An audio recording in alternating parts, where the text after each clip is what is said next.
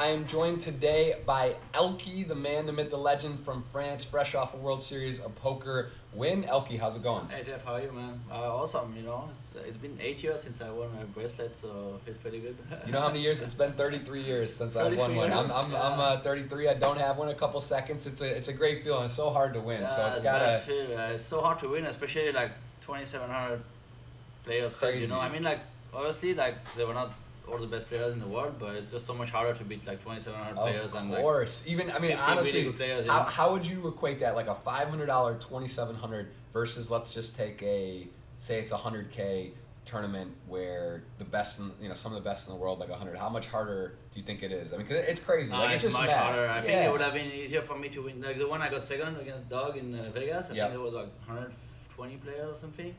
Mm-hmm. I think that's like. So there was like 27 times less players. I think it's probably like, I would guess like 10 times harder. Yeah. 5 to 10 times harder. 5 to 10 times harder to win the one with 2,700 players. Of course, it's so hard because the all-ins, you got to win the ace, king, the queens. You got to hold cooler. I mean, just like it's. Everybody is pretty good nowadays too. Like obviously some of those guys in the final they make pretty big mistakes, but nobody is like making like huge mistakes, and they never go in with zero equity. You know what I mean? It's like you still have to win those 70-30, and they're pretty hard to win. Like. To go far. It is. It's a minefield. So, all right, fresh off, we got a second bracelet, another score, almost $14 million in live tournament earnings. Pretty incredible career you've had. Let's let people that maybe most people in poker know who you are, but even myself, I know you were in gaming before. You did Warcraft, so that was StarCraft mostly. I did Warcraft and StarCraft. StarCraft mostly. StarCraft. Okay, World of Warcraft, StarCraft. How does that? Just talk to me about your childhood, like kind of coming up. Were you in games from a very early age? Yeah, from very early actually, because my brother is 10 years older than me. Okay. And I have like twin brother and sister. They're twin, right? But so he got a computer for his birthday when he was 13. So I was 3, and my sister didn't want to play with him, so he was playing with me. So I started playing when I was 3 years old, and then it was pretty unfair because I had no chance of winning ever. Obviously, I'm 3 and he's 13. Like Jesus, like I never won for like 11 years in my life. All I wanted to do was to beat him one time, and he never let me win once. So actually, it's kind of like already triggered my competitive spirit. I was like, fuck man, I want to win one time. I just want to win one time. That's hilarious. So you got a very early start. I started really early, yeah. And then talk to me about you were competing in Asia or some stadiums? Yeah. So when I was like actually that's when I was in high school, I guess that's when internet started to come out. I think I had it first in like '97 or something like that. Mm-hmm. And because I always love video games, but sometimes I would invite over friends to play, but it's not like. Play with friends is fun, but especially at the time, the AI really sucked, and playing against the computer is like, some games are fun to play against the computer, but it's not the same competitive things, playing against like other persons, it's just like where all the fun is. So when I got internet and I was able to play against other players all over the world, like all the time, it was just like something really special and unique, and I really loved it. And so I played games, and I was pretty good at it. And when so I was like traveling France and Europe for tournaments, and then like I realized that like there are players which are actually getting paid for it, like professional video gamers. But at the time it was only in South Korea, because South Korea they were like 10 years ahead for esports and everything. Mm-hmm. Back in the days in Europe, like there are some tournaments and you win like usually like computer hardware, like graphic cards and stuff, and you have to sell it. So it's pretty rough to make a living to make a living of it, And so I qualified to some tournaments in South Korea, and then I went in 2001. I went to play the World Cyber Games there, which is kind of like the Olympics of video games. And I got second place against I lost to like the best Korean guy.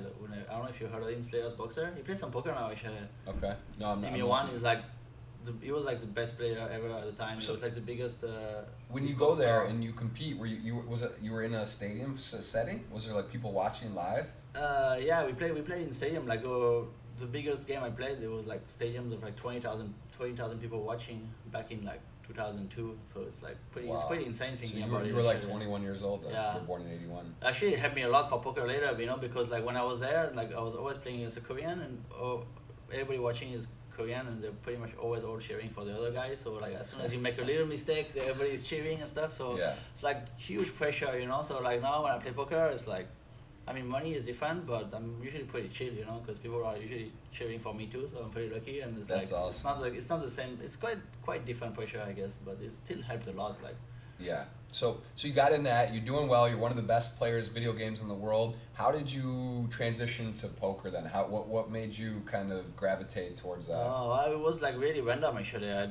So like late in 2003, I was still a programmer in South Korea, but I was like uh, maybe like top 10 in the world instead of like top 5. You know, it was really really tough. It's like unreal tough. You know, Koreans, they have like the craziest work ethics.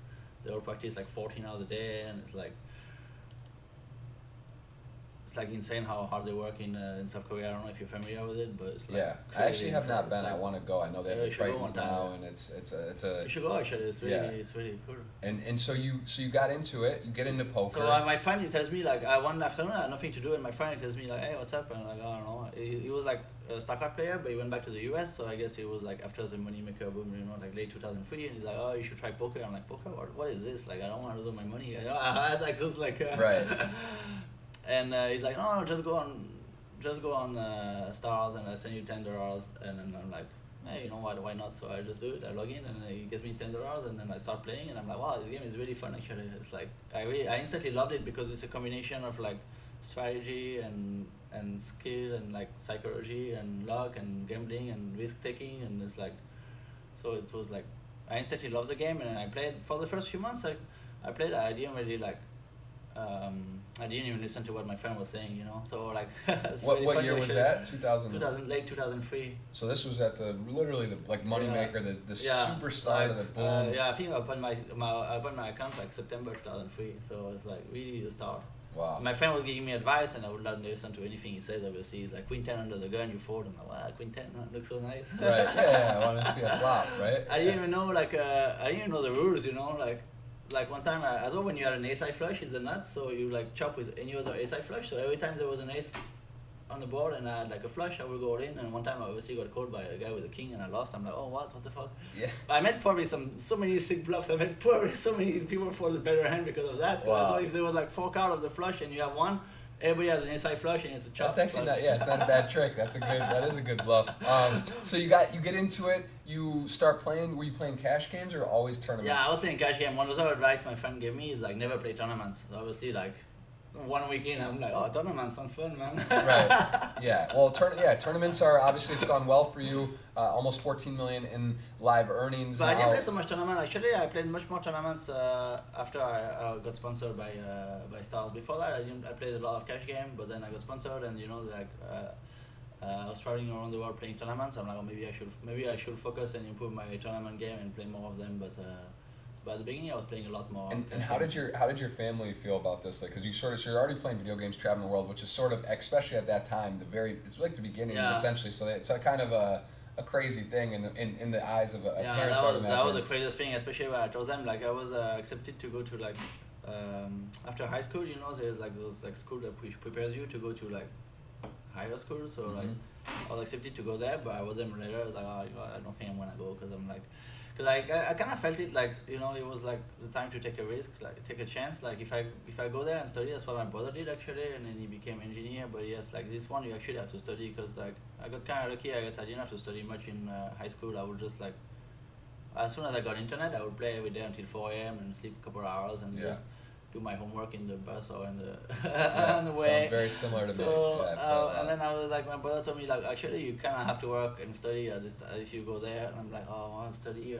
Either I can study or I can just like try to play video games for a living. It's like, but also I kind of knew it was the timing, right? If I study now and then like, basically my life is kind of be like all set for me, and then like if I don't take the chance to play video games for a living now, it would never happen, right? So I guess I kind of had it in me already, the risk-taking aspect, you know, like it's also like the opportunity, like sometimes like, you know, it sounds pretty cliche, but like this opportunity is just like once in a lifetime. If I don't do it like when I'm like 19 years old, I'm never gonna. It makes sense. It's like risk as well with financially and different things. You can at younger you can do these things. Yeah. You can't be 40 or 35. Like, you know, if I fail like 2 years of my life, who cares? I'm just gonna do something else, and I'm gonna go back to study, and I'm sure I can do something else.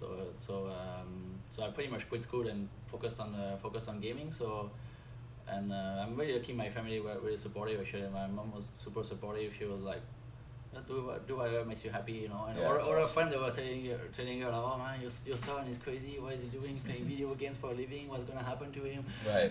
You know, video games, they got a really bad stigma. Now it's slightly better, but it still have a huge stigma, you know. Yeah. Like those... Well, I mean, now esports, and they're giving scholarships to universities. You see Ninja, these guys making like professional athlete money. Yeah, but it's still like of like course. a lot of stupid articles saying like violent video games, they lead to violence, which is like the dumbest thing ever. Right. Honestly, like it's not because you play a video game which exactly. is bloody. Yeah, I used to play Grand Theft Auto, all these games all the time. You're gonna start killing people on the street. It's just like zero correlation whatsoever. But right. like.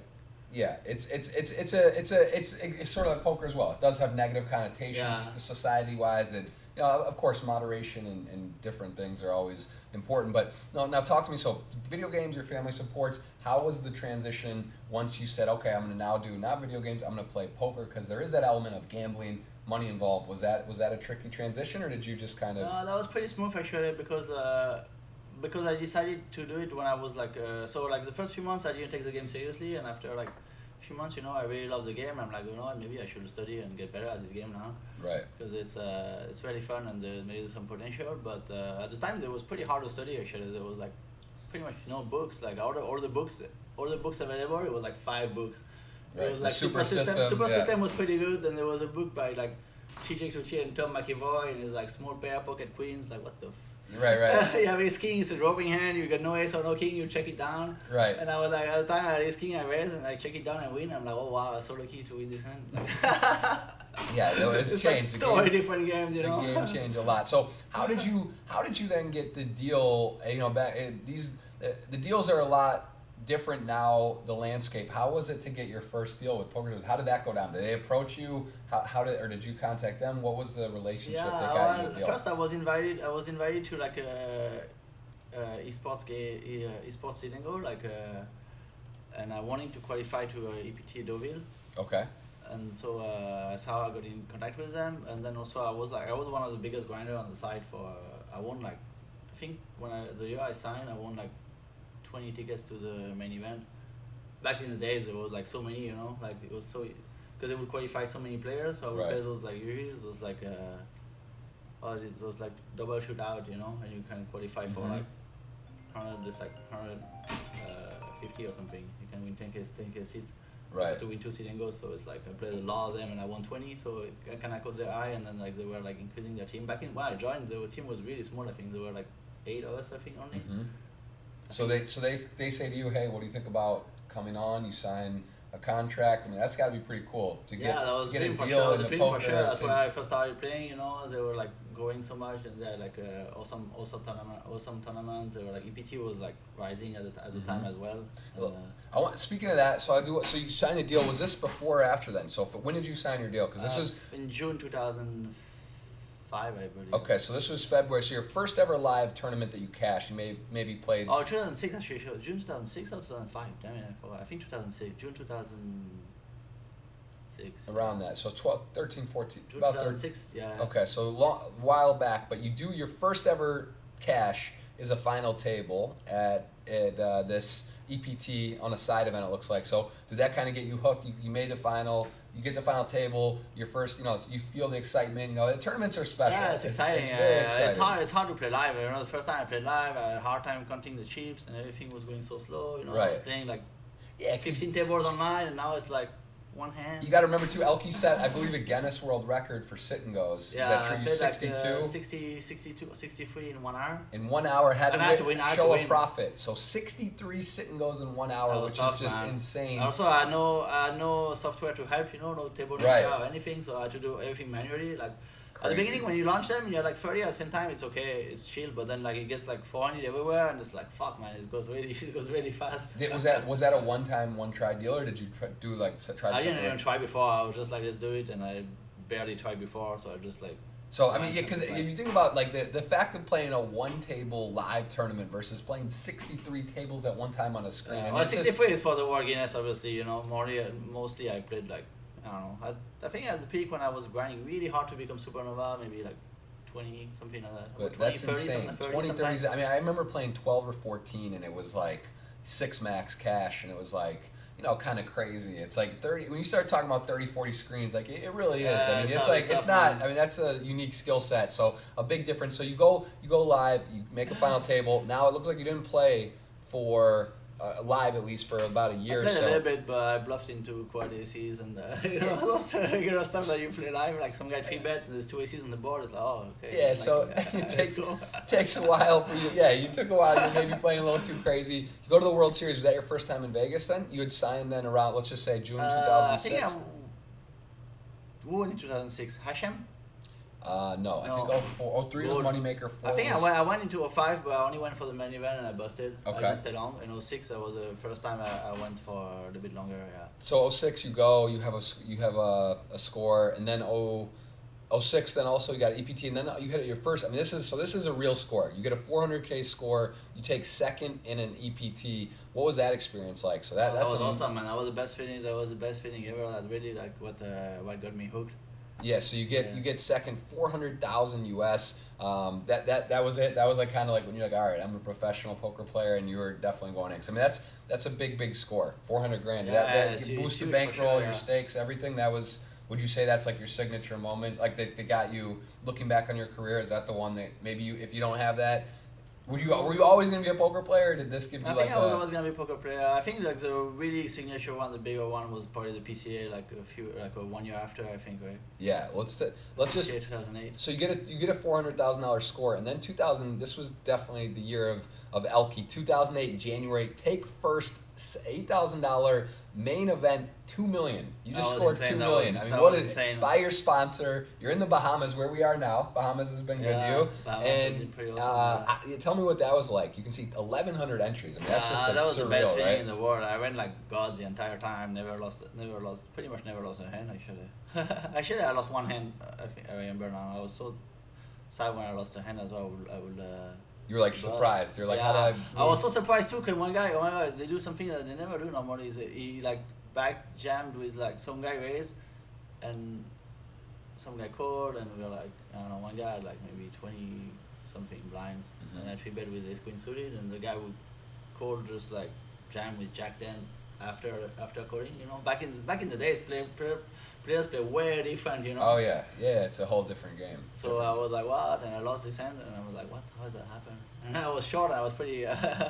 Yeah, but you came back, you win it, you get the $2 million, just a dream scenario, and then I see definitely also the best feeling in the world. Like I don't know, it's just like nothing compares to it. Well, and then you got later that year. So the start in January, and then it was this used to be the 15K WPT championship. This was crazy prize pools, and they're kind of trending back this way. But you won now a WPT for 1.4 million that year. So this is just a legendary like the prize pool year. were crazy, but also what was crazier is like the pay jump. I got so lucky to get first because it was like 1.4, 700, 350. Right. It was like really brutal, man. It's like it was insane. Like maybe like pretty still close. It's still a big huge, jump. 500K. Like you're talking about like, the third place jump, even like a yeah. difference It's like between. it's like between first and third is like 3x almost. It's like insane. Like those like.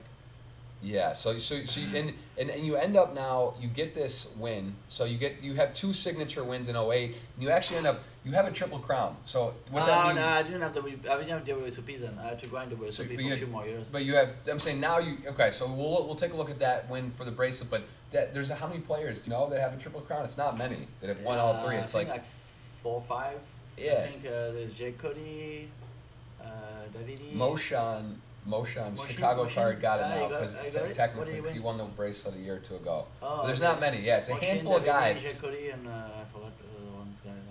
To win, you have to understand, to win a major in the 3 what are considered the most prestigious events now. I mean, party poker. Yeah, now it should be a quadruple crown to win the party poker millions, right? Right. Because it's like back in the days, they were like, it's pretty new too. I think it's a couple of years, but it just became like one of the most prestigious, like instantly, pretty much. So yeah, it's like, yeah. I mean, this here. It's pretty awesome what they've done actually. Like, to the start of the tour, and like within a year, everybody's playing it. Yeah. Everybody wants to win it, and it's like the biggest event in the world. Yeah, I mean, like party poker. Really the party poker main events now they're the 10K. This got they're guaranteeing 10 million on a lot of these. This was Adrian Mateos just won for 1.3 million. I mean, it's crazy. Like you said, this is now considered the best live series. Or it's sort of taken over. I think EPT. You could say that Party Poker Live is the best live tour like versus stars. Sure. Even though they're gaining traction, so it's very cool. That's a good goal then, right? That's the most prestigious too. It's really hard to win one, of course. Like a bracelet is always prestigious, but I mean like it's always hard to win one, obviously. But you still have like 80 chances a year or something, But like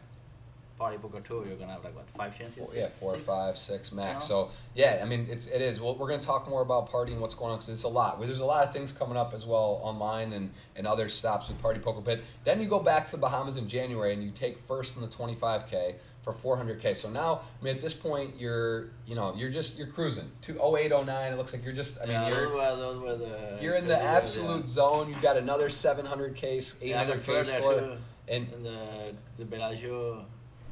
25K. Yeah. You hit another monster score. When was the World Series? When did you win your first World Series bracelet? I won it like a few years back, 2011. 2011. Let's find I it. won in stud too, and I never played stud before. Oh, here it is. In the main event, not like a side event stud. You get the 10K. Stud. I was like, this year let's play some 10Ks. And the first 10K I played was like deuce to 7, And I feed him mute, and every time he raised 4, so it's like the easiest game ever. It's even easier than No Limit. It's like he raises, somebody 3-bet him, you just shove, they all fold all the time. It's like okay, that's awesome. So when you got that Triple Crown, I mean that's a pretty special moment. 2011, you get that done. Where you, I mean, you just got, it's crazy, man, to really look at the career and look back. The head and bob's so cool how you can see that, right? You can relive and the years start blending together. You start seeing the trajectory and did that get you more into mixed games or were you just kind of like, no, I just, I play more mixed games after actually. The problem is like, it's hard because, they mostly have it during the WSOP in Vegas, but like all year long, you don't have much mixed games actually. They don't have, like Europeans, they don't play that much of it, right? In Europe or even here, like they don't have any mixed game tournament, which is kind of like. I mean, I guess there's not enough players who want to play it. But it's pretty fun. You play some mixed games. A little bit. I mean, I love PLO. I guess that's not it's technically a mixed game, but it's one of them. I mean, it's the 2 No Limit Hold'em and PLO. I like some other games. I can't say I'm an expert in any of those. 7 is really fun. I think that one is a great game. Yeah, I know how to play. The single and triple draw, I think that's my favorite. Those are my favorites. They're like really fun games. Yeah. Every summer I say I'm going to start playing more, and then it just becomes the World Series is so there's so many tournaments and the No Limit every day there's something. So I find myself not. But I do want to go. All right, this is all these great years you've had so many scores, but 2012 we were talking earlier today about this. I want to share. So you go there, you don't have a cash at the World Series main event. 2012 was a good year. I think 2013 was not a great. Well, hold on, but 2012. Okay, we're gonna go up here to 2012. I think the story you told me. Let's talk about a pivotal moment in your life, not necessarily your career. 2012, you bust the World Series main event. Is this right? Yeah. In 2012, tell me what happened. So you get a bad beat, 8s to Ace-3. You're tilted. Yeah, end of day 2. I've been grinding. Like the summer hasn't been that great actually in 2012. I mean, it was alright, I guess, but it was not like the. Oh yeah. I guess I got one final table. It's not like a terrible summer, but. Right. So tell me what happens. What happens on the day you bust the World Series main event? Because as a poker player, that's one of the days when you bust the main event of the World Series. It's like the worst day of the year. You're like, oh, wow! It's like when Christmas ends. You got another full year until something that is like so powerful and good. So you bust. What do you do? When you run so good, it's hard to believe that you actually lose a hand when you're like 70% to win. It's like what the. Right. I was like focused. I was focused for the entire summer. I didn't go out to drink. I didn't drink alcohol once. I was like really focused all summer long, and I busted the main event. I'm like, fuck that. I need to like get some stress out. I'm gonna go drink with my friends tonight. Every day, like people wanting to go drink with me, and I'm like, no, I can't. You're working. This is your season. I have to focus. It's like the most important time of the year, and then I bust it. So I'm like, what, fuck it, let's go out and drink. So I text some of my friends, and then like some of my friends are like Tao, I think.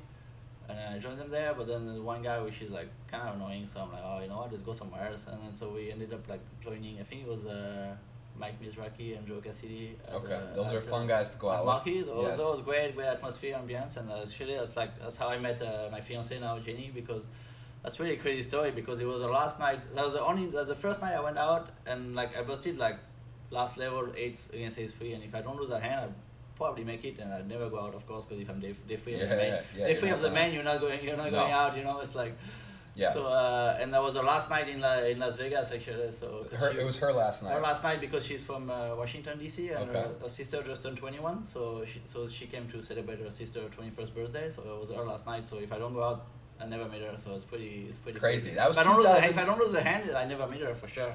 Yeah, so that's July 2012, and now you're fiance of, so you've been together for over 7 years. That's a pretty incredible story, and those are one of those ones you just feel like it's meant to be, the energy, everything aligns. Yeah, it's really crazy sometimes actually if you think about it. Sometimes you get knocked out or a tournament. That's what I like to say. It's like not about what happens, how you react, and you never know when something that feels like in the moment that's bad, that's like is like so like, oh, that's how I feel now too. If I get knocked out, it's like, all right, well, you get to spend time with your family or your loved ones or kids. You or can other make something things. good out of it, and something good can happen. Like if I win a hand to like nothing happens, I have like maybe like 75% of the average stack on day 2 of the World Series.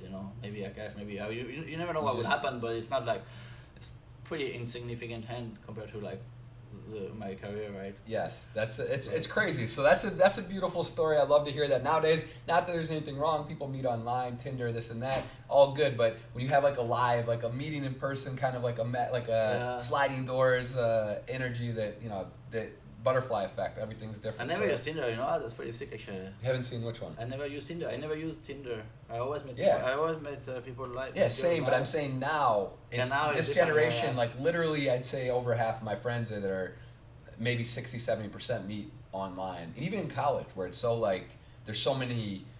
Everyone's in person, but people now are meeting. That's just like what happens. People love to meet like that. So again, no judging, but it's cool. I mean, online is just definitely taking over like the entire world, so it makes total sense, right? Yes, absolutely. So all right, so 2012, we have we go through here and we look. So I mean, listen, I don't want to spend. I love talking about the career and whatnot, but you've traveled the world, you've played cards. We kind of looked through some of the earlier, the earlier parts of your career. You do have a second in the 100K buy-in. You get second to Doug Polk for, what was that, 2017 for a huge amount, 2.3 million. What was that like, playing 100K and having that result? Because I played that 100K as well, the 111K one drop, great tournament.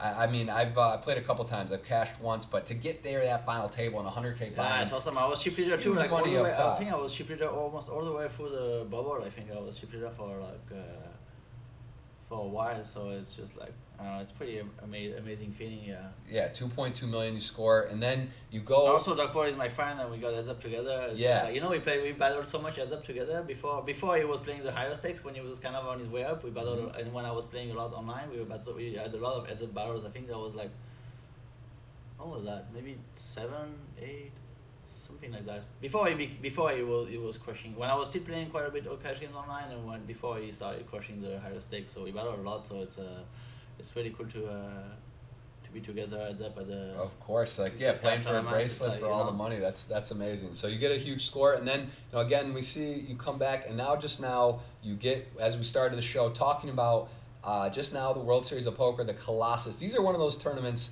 when you play, you kind of sign up, and like the actual thought of winning this is so, it's going to be 2,000, 3,000 people. That ends up being 2,100 with re-entries, really like 2,700 plus people. The odds of winning a 2,700 plus tournament, even if you think, if you're one of the better players, it's pretty surreal. It's surreal. And actually, sometimes I was looking at the payouts and I was like trying to not to look at it, because there was like, so we started with 2,700 players and there was like 60 players left, and if you put on 60, it's like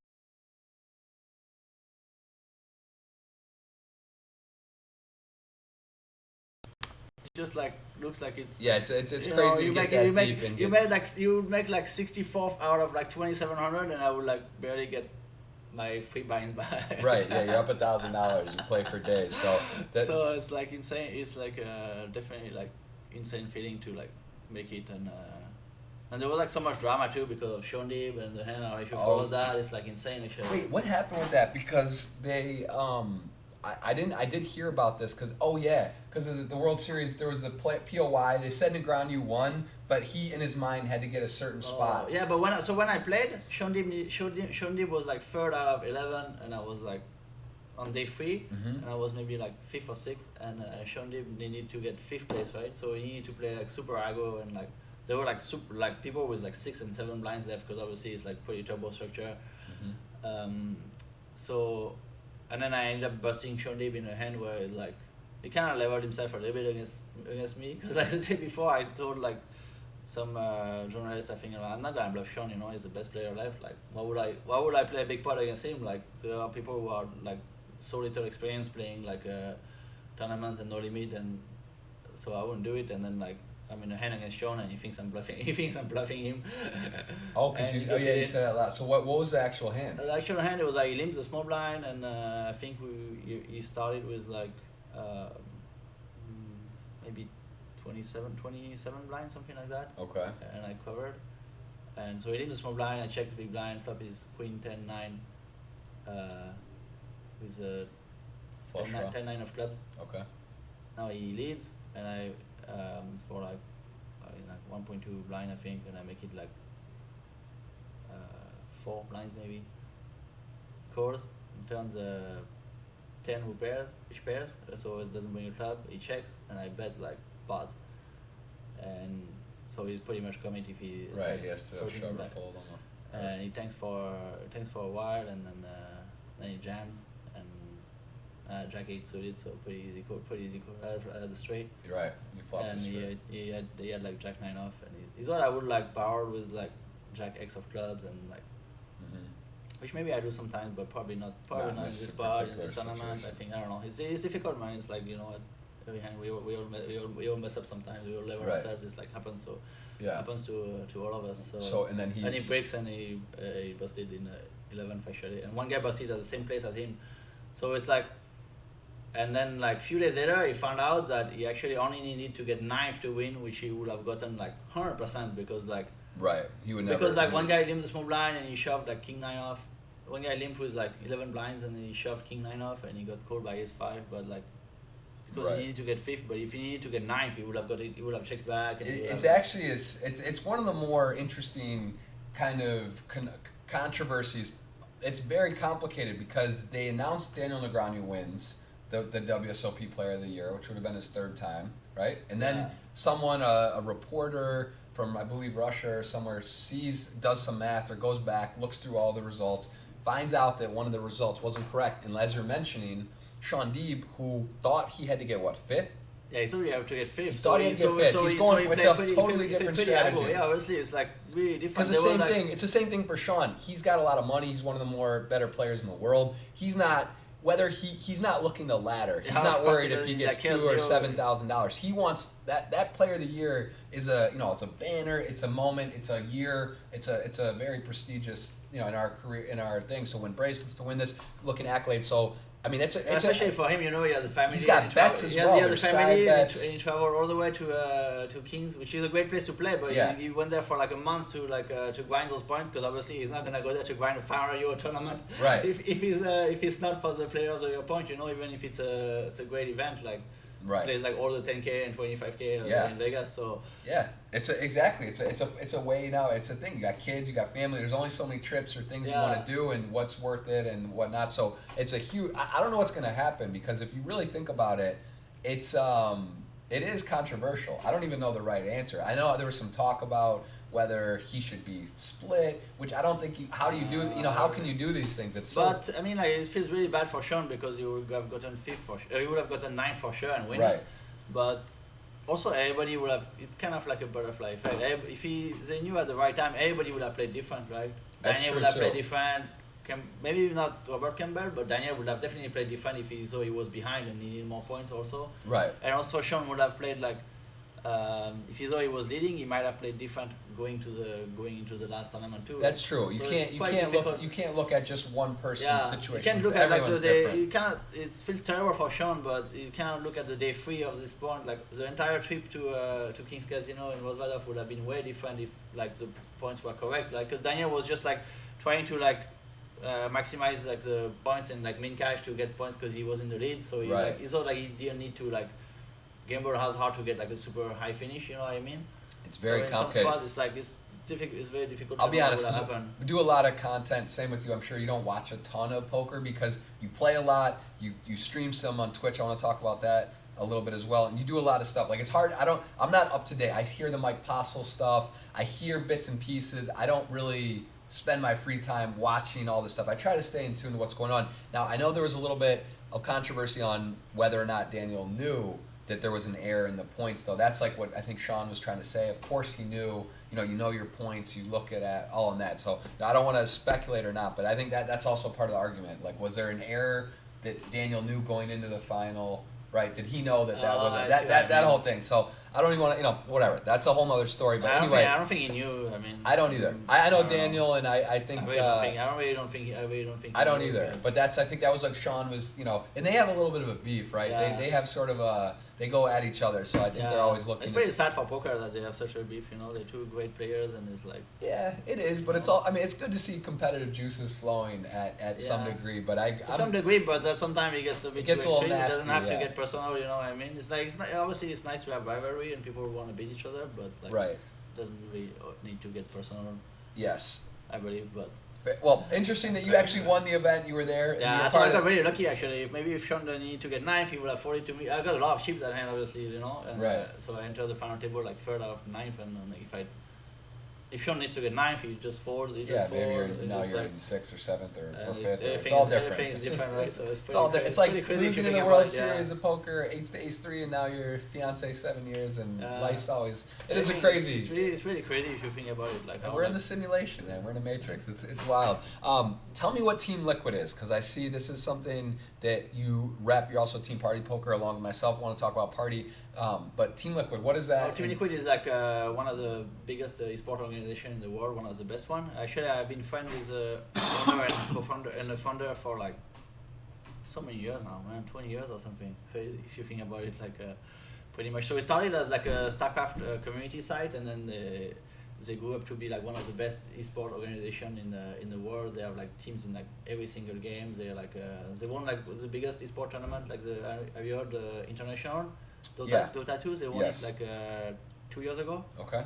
So it's like pretty insane, the prize pool. There was like, I think 23 million prize pool or something like in the tournament. It's like crazy. With like no buy-in. It's like, compared to poker, it already looks pretty crazy, 23 million prize pool. But if you think about it, they actually put like zero money. Like the prize pool in poker are huge because players pay for it, right? But in esports, they're all sponsors, or like actually it's like kind of crowdfunded. They have this really cool system where people buy something online, and like most of it goes to the prize pool, so it's really, really cool actually.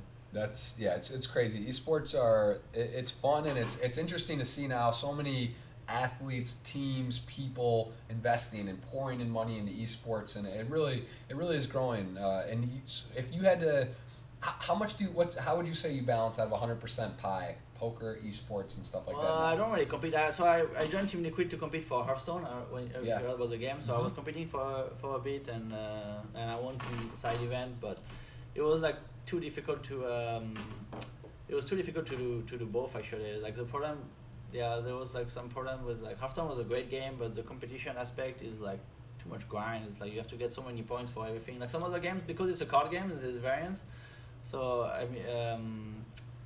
So you have to like play a lot of like tournaments, and you have to grind a lot to get the point necessary, because like even if you're better, there's like, if I'm way better than you, maybe I'm gonna win like 65% of the time, or like if you're like terrible, if you never played, I'm gonna win like 95% of the time. Similar to poker, but probably, right? but poker, kind of similar, except poker, like if you never played and you go in every hand, you have pretty decent chance of beating me. Mm-hmm. But it's kind of similar in the way, except like, to qualify for the tournament, in poker you can just like pay the entry fee or like satellite in or something, but in Hearthstone you have to get a lot of points all year long, so you have to play so many games, and it's like, and you have to play like a lot the last 2 days of every month, because how the point system works, it's reset every month. So like sometimes I have like a poker tournament the last 2 days I can't play, and it's like so I joined to represent them, but I competed in Hearthstone for maybe like, I don't know, like 6 months, 1 year, and then I realized it was just like, can't do two things at sometimes you can do two things at once, but it's really difficult in that situation. How do you find with poker and your time and other things with the relationship?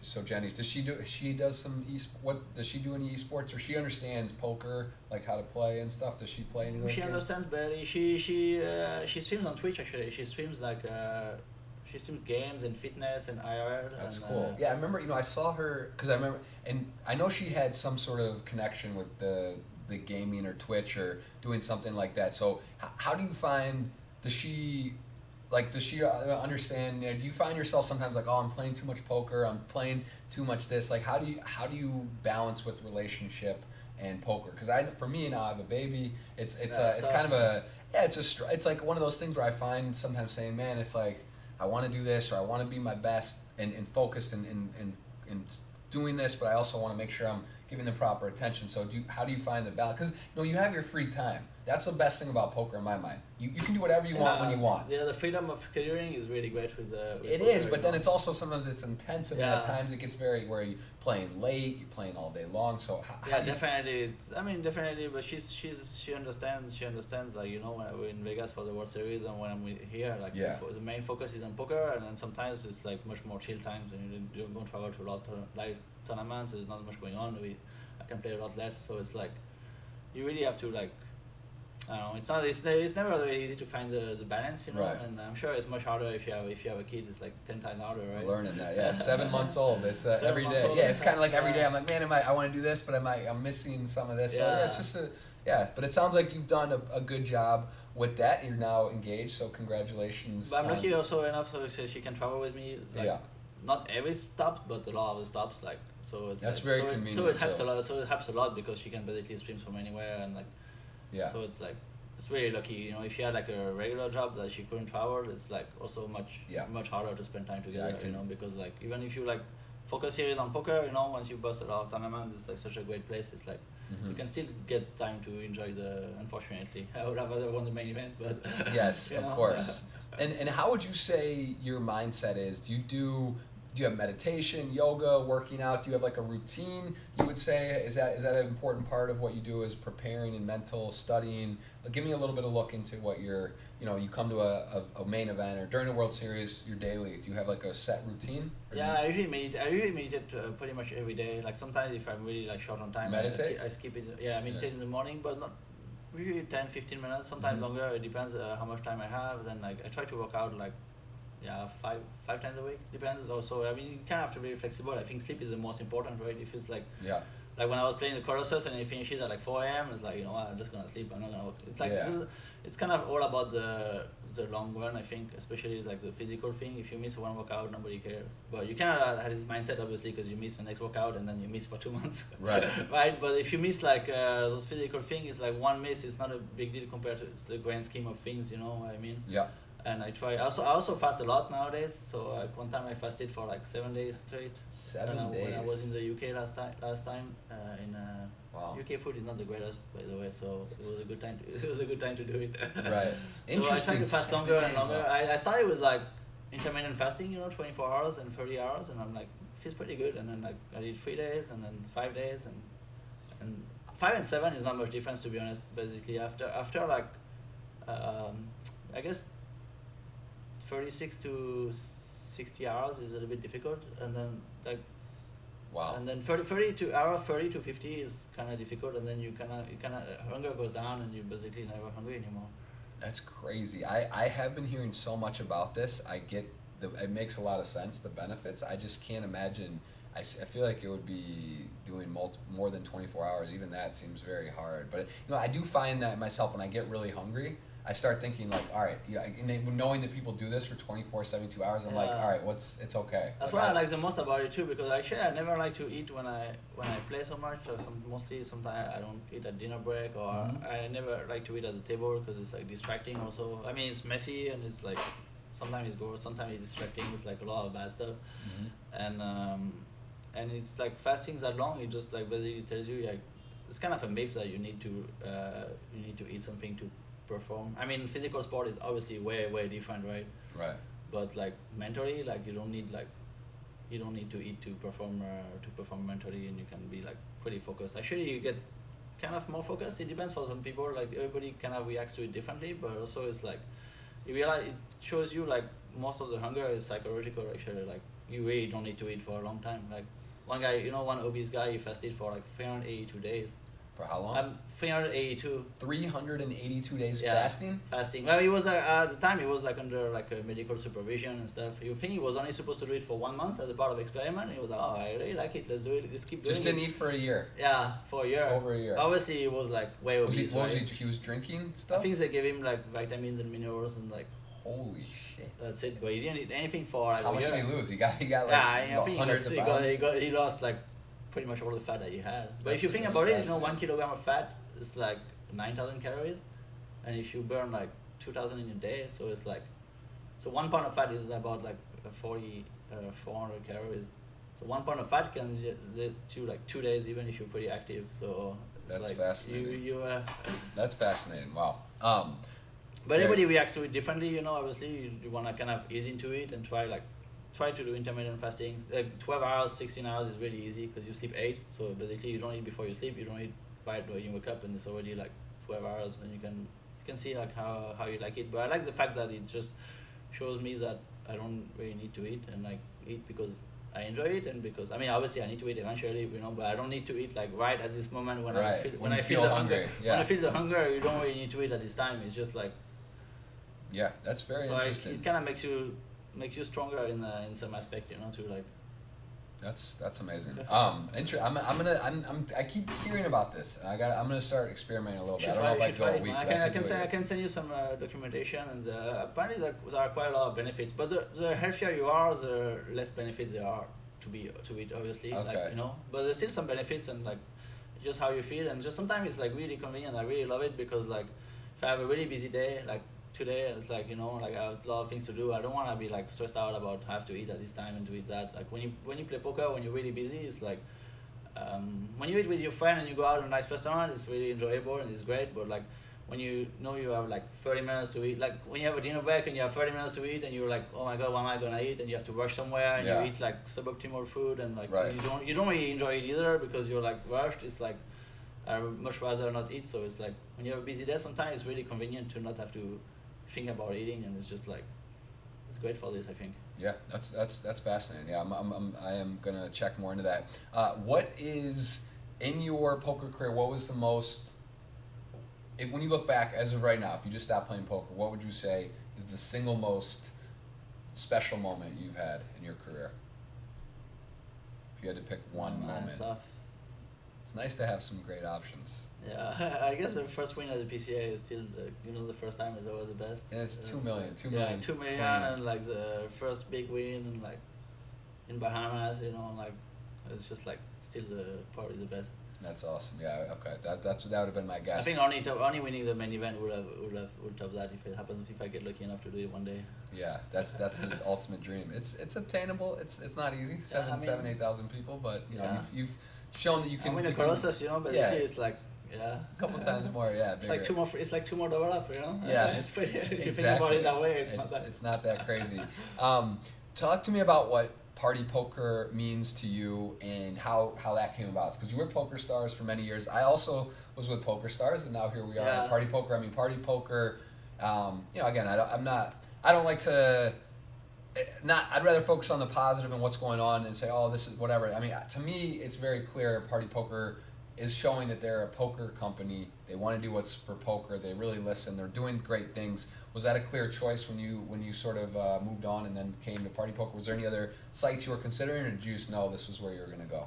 I mean, that was pretty much definitely the best option. You know, I've been attending some Party Poker events. I was really impressed actually. The first time I came to a million, I think it was the one in Sochi, and it was like a really great event. And I'm like, you know, it's like I think it was the first year that Party Poker they won a million tour, and they were like one of the best organized and best like live stuff, and it was like really impressive. And I met Rob a few times, and I really loved his mindset and his ideas and his plan to develop poker and to like take care of the player. It's really something that spoke to me, you know, because that's what it used to be at the Stars before as well, you know. Like the owners, they were like poker players, and like they know like they want to take care of the players, and like I mean they want to grow a business, but they also want to like be fair to the players, and like so after talking to Rob, it was obvious it was a good fit, and I really love what they're doing, you know, like how they're trying to like they're trying to please the player, to grow a business, and to like they're really listening to the players. And I think it shows like everybody is like this is one of the greatest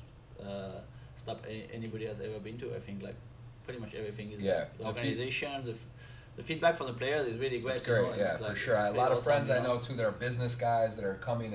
They love it. They love the the how they construct it and just the organization of it. Yeah, everything. You know, even like the 1K is like 8 max. You have 10 banks. It's just like so. It's just so perfect. great. You know, Really I love Vegas, but sometimes you play 1K. It's like 10 ended. It's like yeah. no Even NT, it's nice 10 how ended, 10 ended, no NT. It's crazy. It's not exactly the same. It's game, also you know? nice how they stop it where the dinner break. It's basically you're done for the day early. Yeah, you it's can go awesome, to dinner. actually. It's not like you finish at midnight and Yeah, you're it's tired. really good. It's It's done really, at like really great, 9. actually. Go to dinner, enjoy whatever. Yeah, so that's like, and you don't play too many hours, which is like great for like, even for us, it's like it's enjoyable. You know, if you're here with your family, you can spend time with them. yeah. I remember before it was like 6. There are some tournaments you played for like 14 or 16 hours like during the day, and it's like requires so much stamina, and it's like a struggle at the end. I mean, I guess it was probably better for me because everybody gets super tired, right? But it's just like it's kind of still a struggle. Like no matter how much you love the game, you don't really want to play for 16 hours straight. You know, Right. It's like brutal when you start at noon and you finish at 4 a.m. It's like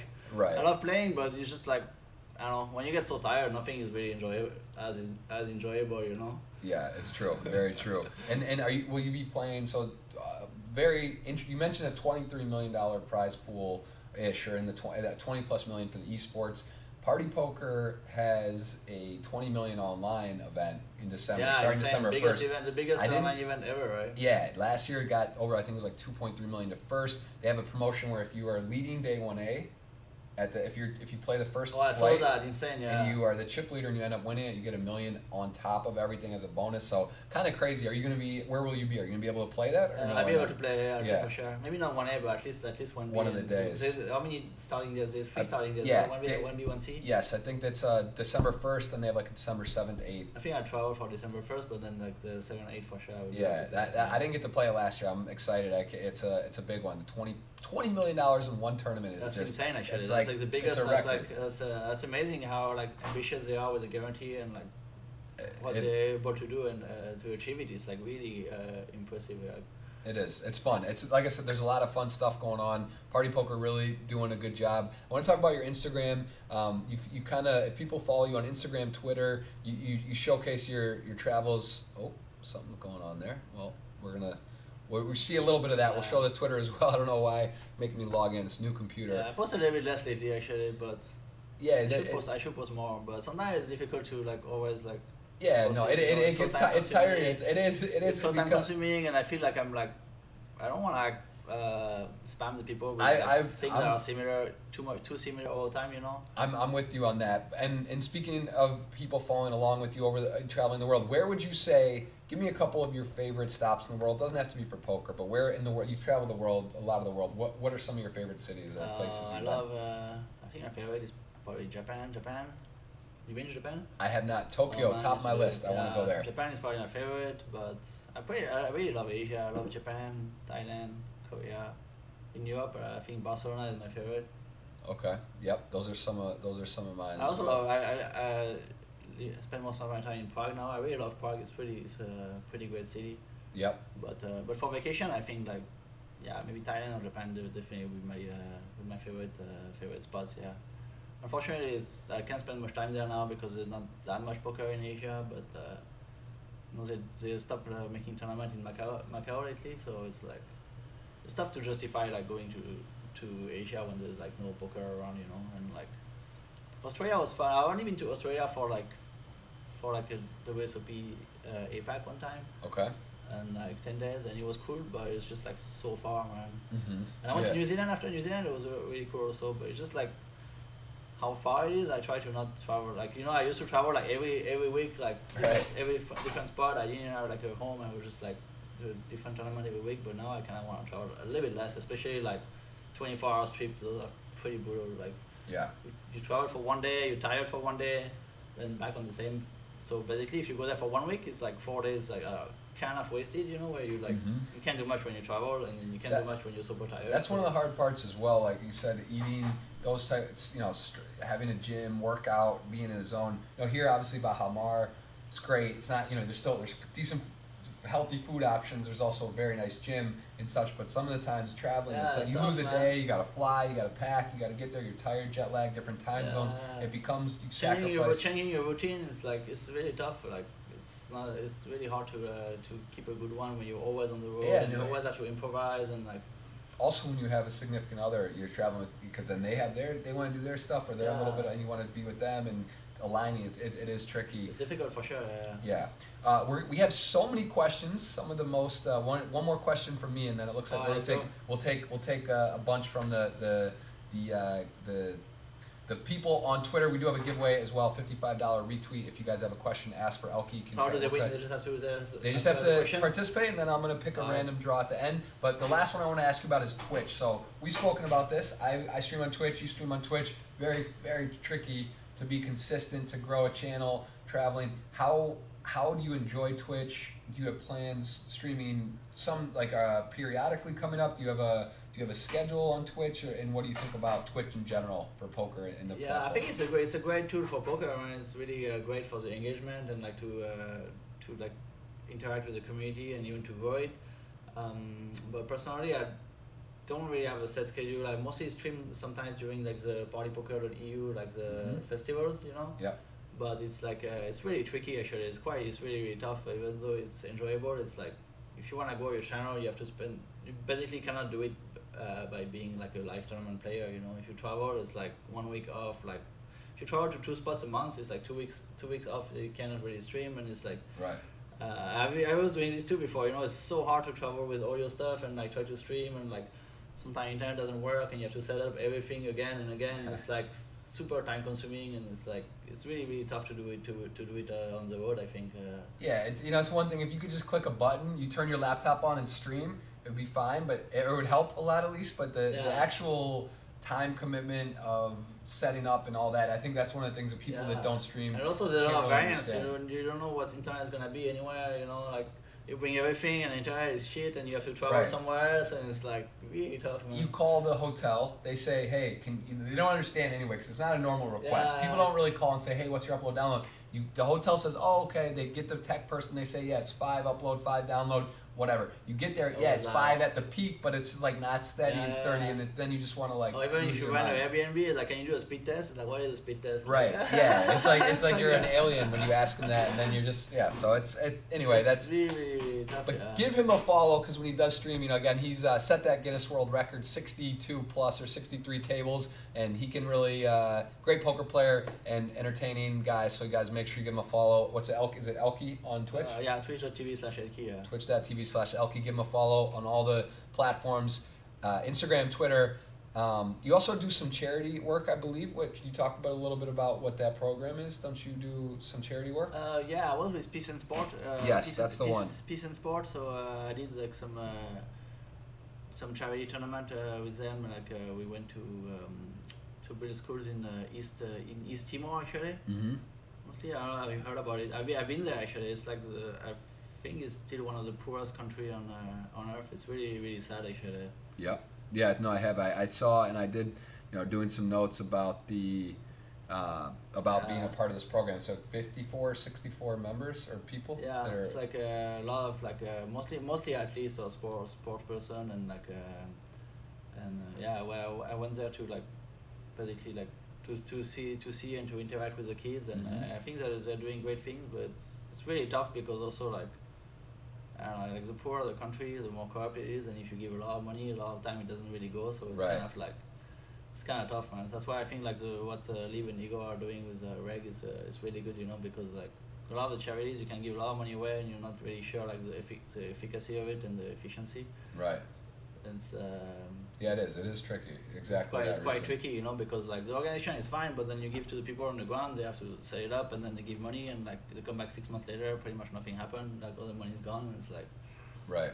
Yeah. Okay. Well, that's awesome. It's awesome to be, you do what's in your control, and you can't say exactly how it goes, but it's great that you're supporting and involved in charity. So let's we've covered a lot. Again, you can follow him on all the socials, but let's take a look at a lot of questions. There's a lot of ElkY fans out there. Let's kind of run through some of the Twitter questions and take a look here. So, do you play golf?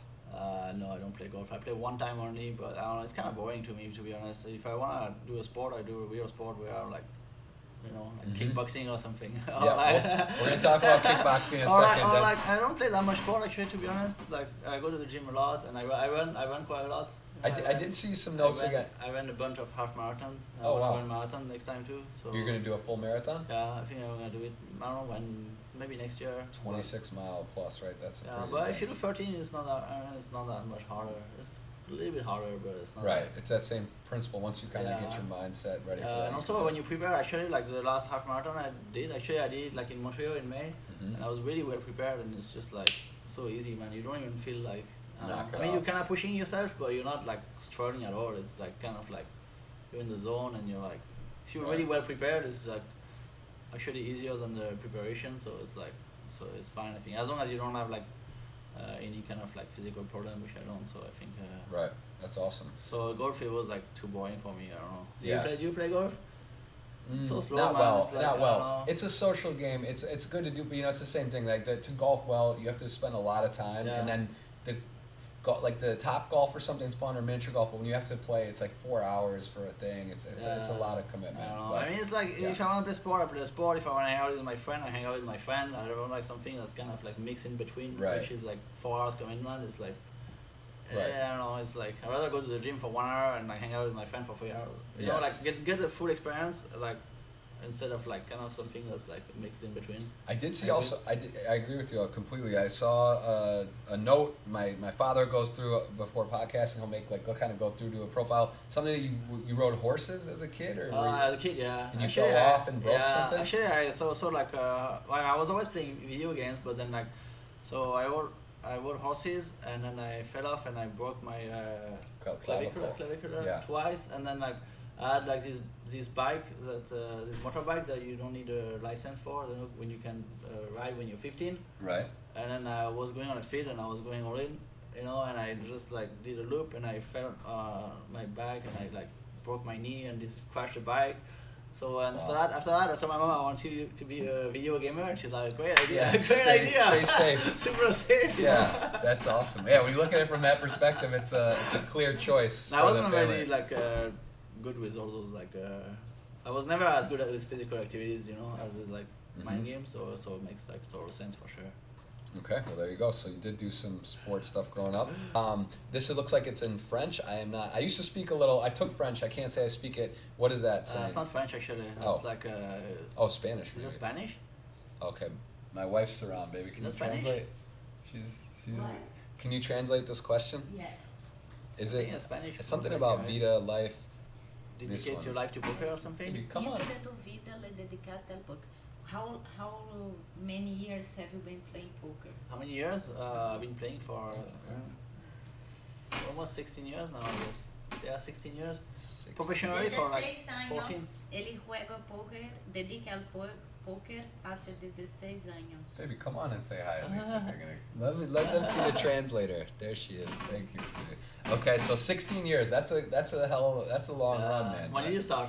Oh, about similar. I think 04. Yes, around the same time. It's a little. Yeah, I guess that's the same, almost the same. Crazy. Yeah, it's crazy how everything changed, huh? It is. The game's very, very different now. What is your biggest loss in poker? I guess. Tournament-wise, that's pretty easy because it's a buy-in. But do you have any big cash game swings? Did you used to play like high-stakes cash online or live? Yeah. I think, but I never played like insanely huge. Right. I think like the most I lost in like one session was probably like, it's still pretty big. Probably lost like 100K. Mm-hmm. It was mostly like 25, 50 heads up or something. So it's like 20 buy-ins. Right. But I never played like I played like one time like really big cash game in Bellagio and I won. I got lucky. I was like the game was Rick Solomon and Kenny Tran back in the days. And yeah, Rick's here right now playing big games going on. That's it's fun. It's cash games are cool, man. They're different. It's just a totally different vibe. But it's nice to have a big cash game win. It's cool. You can leave when you want. And for sure. You can't really leave when you want because when you're winning, it's pretty good to leave. I think. True. You got to set a time. I'm saying you're not confined, but it's you want to respect. You can kind of leave whenever you want. Give a little. If you win a big part of someone and you leave, it's pretty. That's frowned upon. It's pretty good. Don't do that. That's true. Which was your first big win? We did cover this, but you would say the 2 million was. I mean, you had some big wins before that. Yeah, I guess the EPT Copenhagen, the 400K was like. That was a significant boost. Is your hair natural color? No, it's not. I wish. And I have to go to the hairdresser every month. There you go. To keep it. It's a good question. I actually didn't. I don't know that, but that's cool. I mean, yeah, it is a cool. It's very cool. So that makes sense. How much poker do you still play these days? Would you say you're playing less or more, or about the same? Like, have you slowed down a bit, or? Slightly less, but it really depends. You know, when I'm like grinding in Vegas or here, or like I play pretty much every tournament where I'm in a poker stop. I attend like slightly less stops than before. You know what I mean? Mm-hmm. But when I'm in like Vegas, I play pretty much this summer. I played a lot. I don't know. I played so much, like pretty much all day, every day, and so Right. like I just like play a little bit less often, but like the intensity when I play is pretty much the same. So When you play? Do you go into like full focus mode, or are you on your phone a lot, like doing things, or when you play, are you playing? How would you say you are at the table? to be honest, I should always be full focus, but I can't. It's really difficult to like when the game is slow and it's day one of a tournament. Yeah. It's really hard. Like So sometimes I think that's why also sometimes it's better to late reg and be like full focus than to like come at noon and be tired and like be on your phone for the first few hours. I mean, it's still pretty much plus EV still, but it's like it's really difficult to be like full focus like for weeks or months, especially even more so in Las Vegas, right? Because it's like a 2 months Right. 2 month series, and but definitely it's much better to not be on your phone much, like Yeah. only during the breaks is the best. Sometimes like Right. Well, you're not like like you're gonna peek, or you got something going on. You're looking something. You're not just like phones locked in your bag. yeah, and sometimes actually if you're deep, it's good to look at the updates and see what the understand. what the within the tournament that you're playing, if there are only like a few tables left, and to look at the hand and the action, actually it can be really good because it gives you information on like I mean, if there's like 4 tables left, you're most likely to have a player at your table eventually that you watch the hand. Yeah. Or watching the stream also can be really good information. Like even if you're not at the TV table, like just like knowing like how players play in the tournaments. Yeah. It's pretty valuable. So you should do that. But otherwise, like yeah, it's very difficult to stay focused on like every single minute of the game. Mm-hmm. But you should if you can. For sure. How about you? Yeah, no, I agree. I try to answer the question. I had my first losing year of tournaments like 2 years in a row, like the last couple of years, like before this year, and I worked with Elliot Rowe, and we kind of understanding part of that. Like I was really late registering a lot. I took on vlogs, do a lot of distractions, but I kind of had to realize in my overall thing, like what I was doing. I'm doing a lot of content, doing a lot of social stuff, so it's like I have to factor that into the whole equation. You know, I had to be realistic with why maybe my results aren't quite as good.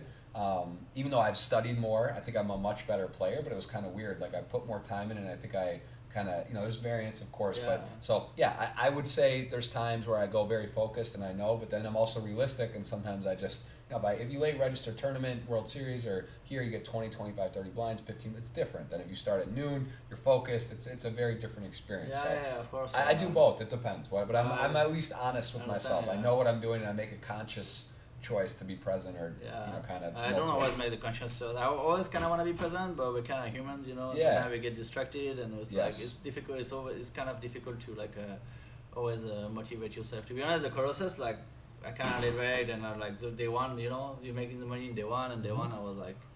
Obviously, like you can also fire 18 times, so obviously it's like different because you have like 9 day ones, and you can re-entry once per day, so it's like it's different, right? But obviously once you're in like day 2 and deep, it's like a focus. Yeah, those are crazy tournaments too. It's just like an adrenaline rush, and you're like, whenever I'm at the final table, obviously it's always like full concentration. You get down to 20, 30, 40, 50. But it's also where the difference is, and it's not easy to always be like coming up like full focus early on in the day when there's like not that much at stake comparatively, And yes, it's true. It's always we're all human, so we're all gonna. It's always gonna happen that you get distracted, and you're like, so just try to get better yourself, but you cannot realistically think you're gonna be like 100% of your time of your game. You're playing your A game every single hand of poker that you play. I think that awareness is important. So it's good to be aware of what you're doing and why, not just to be like blindly disconnected. But if you know, like, okay, I'm sacrificing a little bit, here's what's happening, and make the conscious choice to when you are and when you're not. So yeah, I like it. That's good advice. Someone asking, why don't you stream anymore or much with Twitch? Is that what was your peak time in Twitch? Like, was there a time where you were streaming a ton? Because I remember you streamed. At the beginning, I was streaming a ton. I think like 2015, I think. That's where I was streaming the most. Right. I stream a little bit on the .eu now, like some tournaments, but it's just so difficult to like. Basically, it's like when you like gonna play live tournaments, it's like pretty much impossible to do it on the road. It's like so hard, man. It's like there's basically there's like time difference, bringing all your setup, and also like a lot of time in the countries you're in, you cannot even play.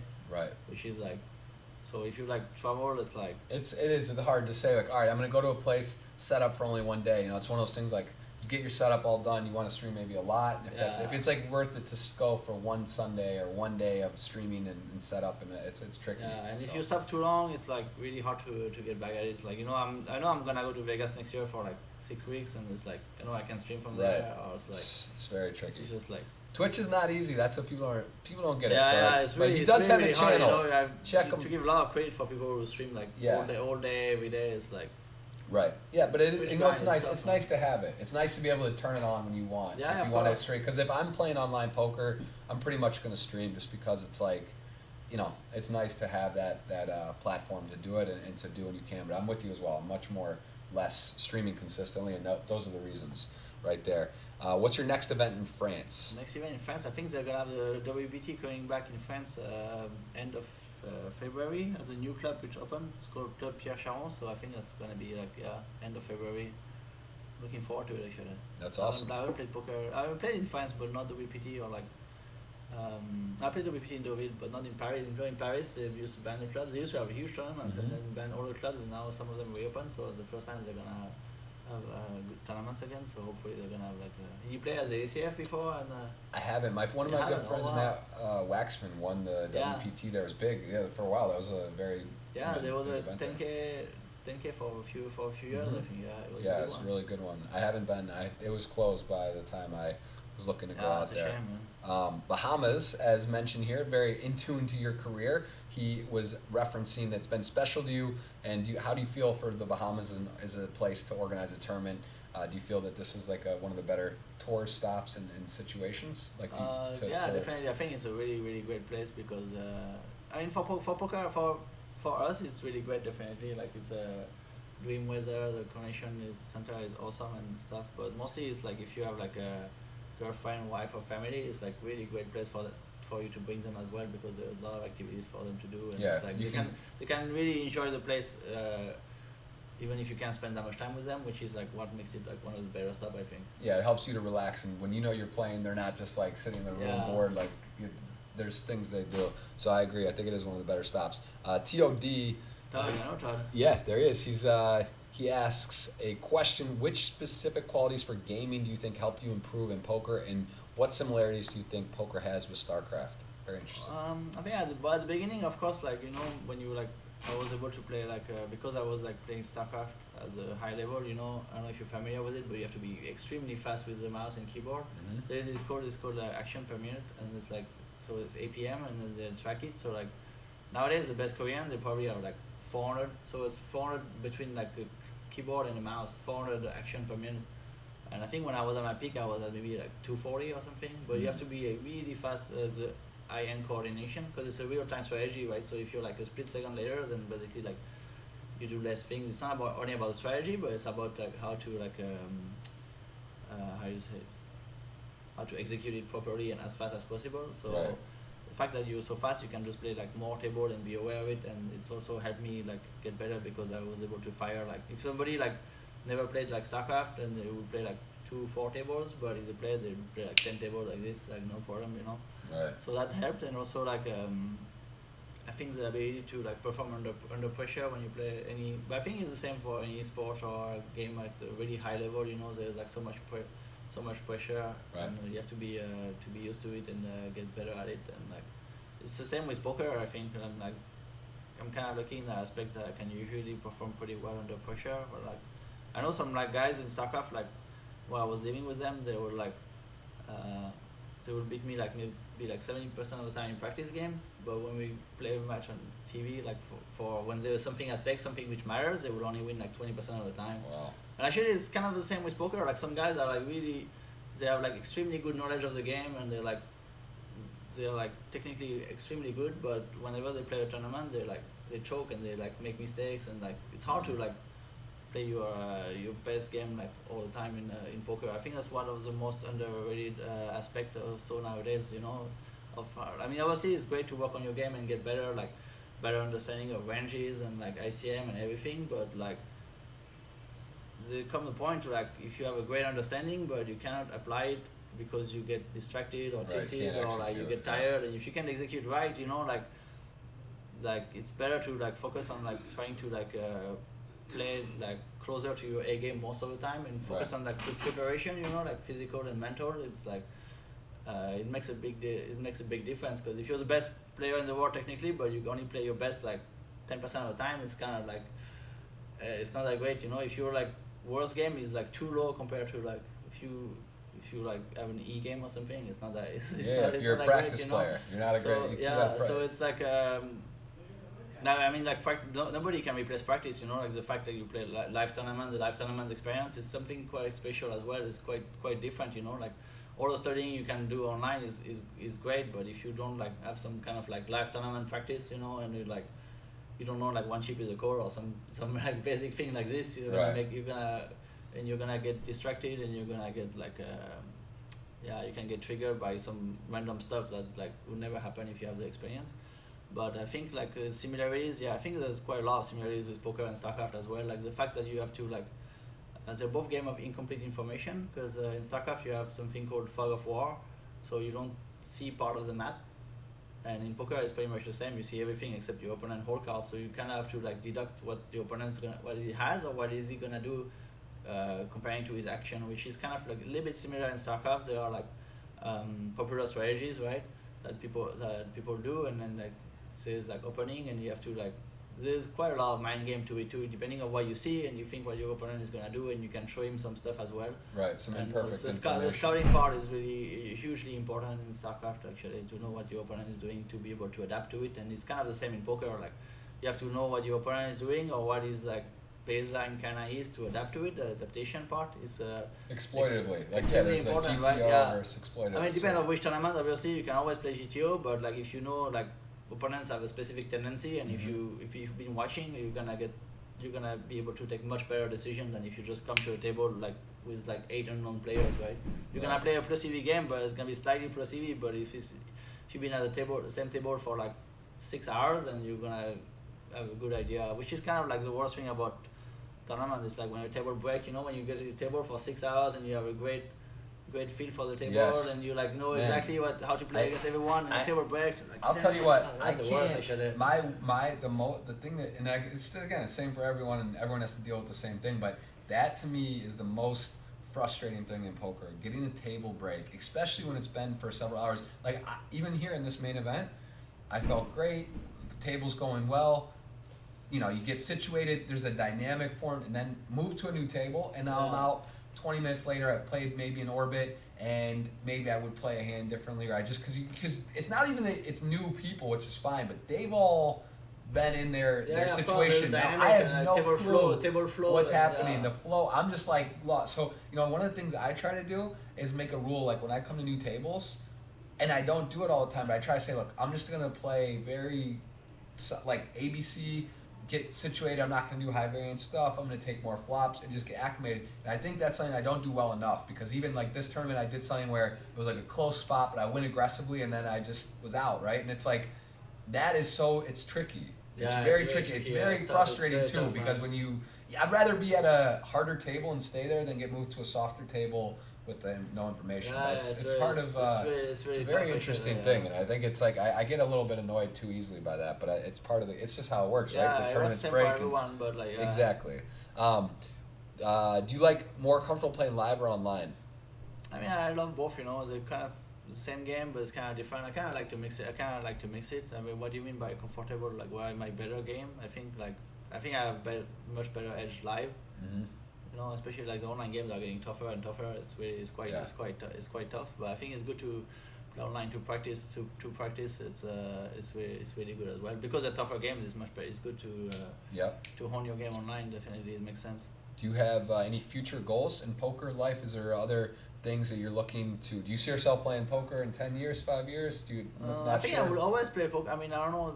The only question is like rate and how much, right? Mm-hmm. But I think I would always play poker because I love the game, and that's the great thing about poker is like you can just like be free of your schedule, you know, and you can just play whenever you feel like it. And like I feel like I always play in like the main event in Vegas and my favorite stops, and even if I don't play professionally, I would always go and play sometimes. Right. And I think that's what happened to like most of the players who love the game, you know, they don't play like professionally or they retire, But like still, Fedor, but yeah. they still play every stuff. Still show up, yeah. No, actually a lot of people, they remember like the... Is this a retirement podcast? McDonald also retired, like everybody retired, and then like 6 months later they're like back playing. Can't I mean, help like, it. It's too fun a game, right? Yeah, it's a great game, and you can just play whenever you feel like it. So I don't think I would like, even if I don't really have that much planned that many years ahead, but even if I retire one day, it's not like I'm gonna retire and never touch a poker card and never sit down at a poker table anymore. You'll probably always play the main event, always play the party stops.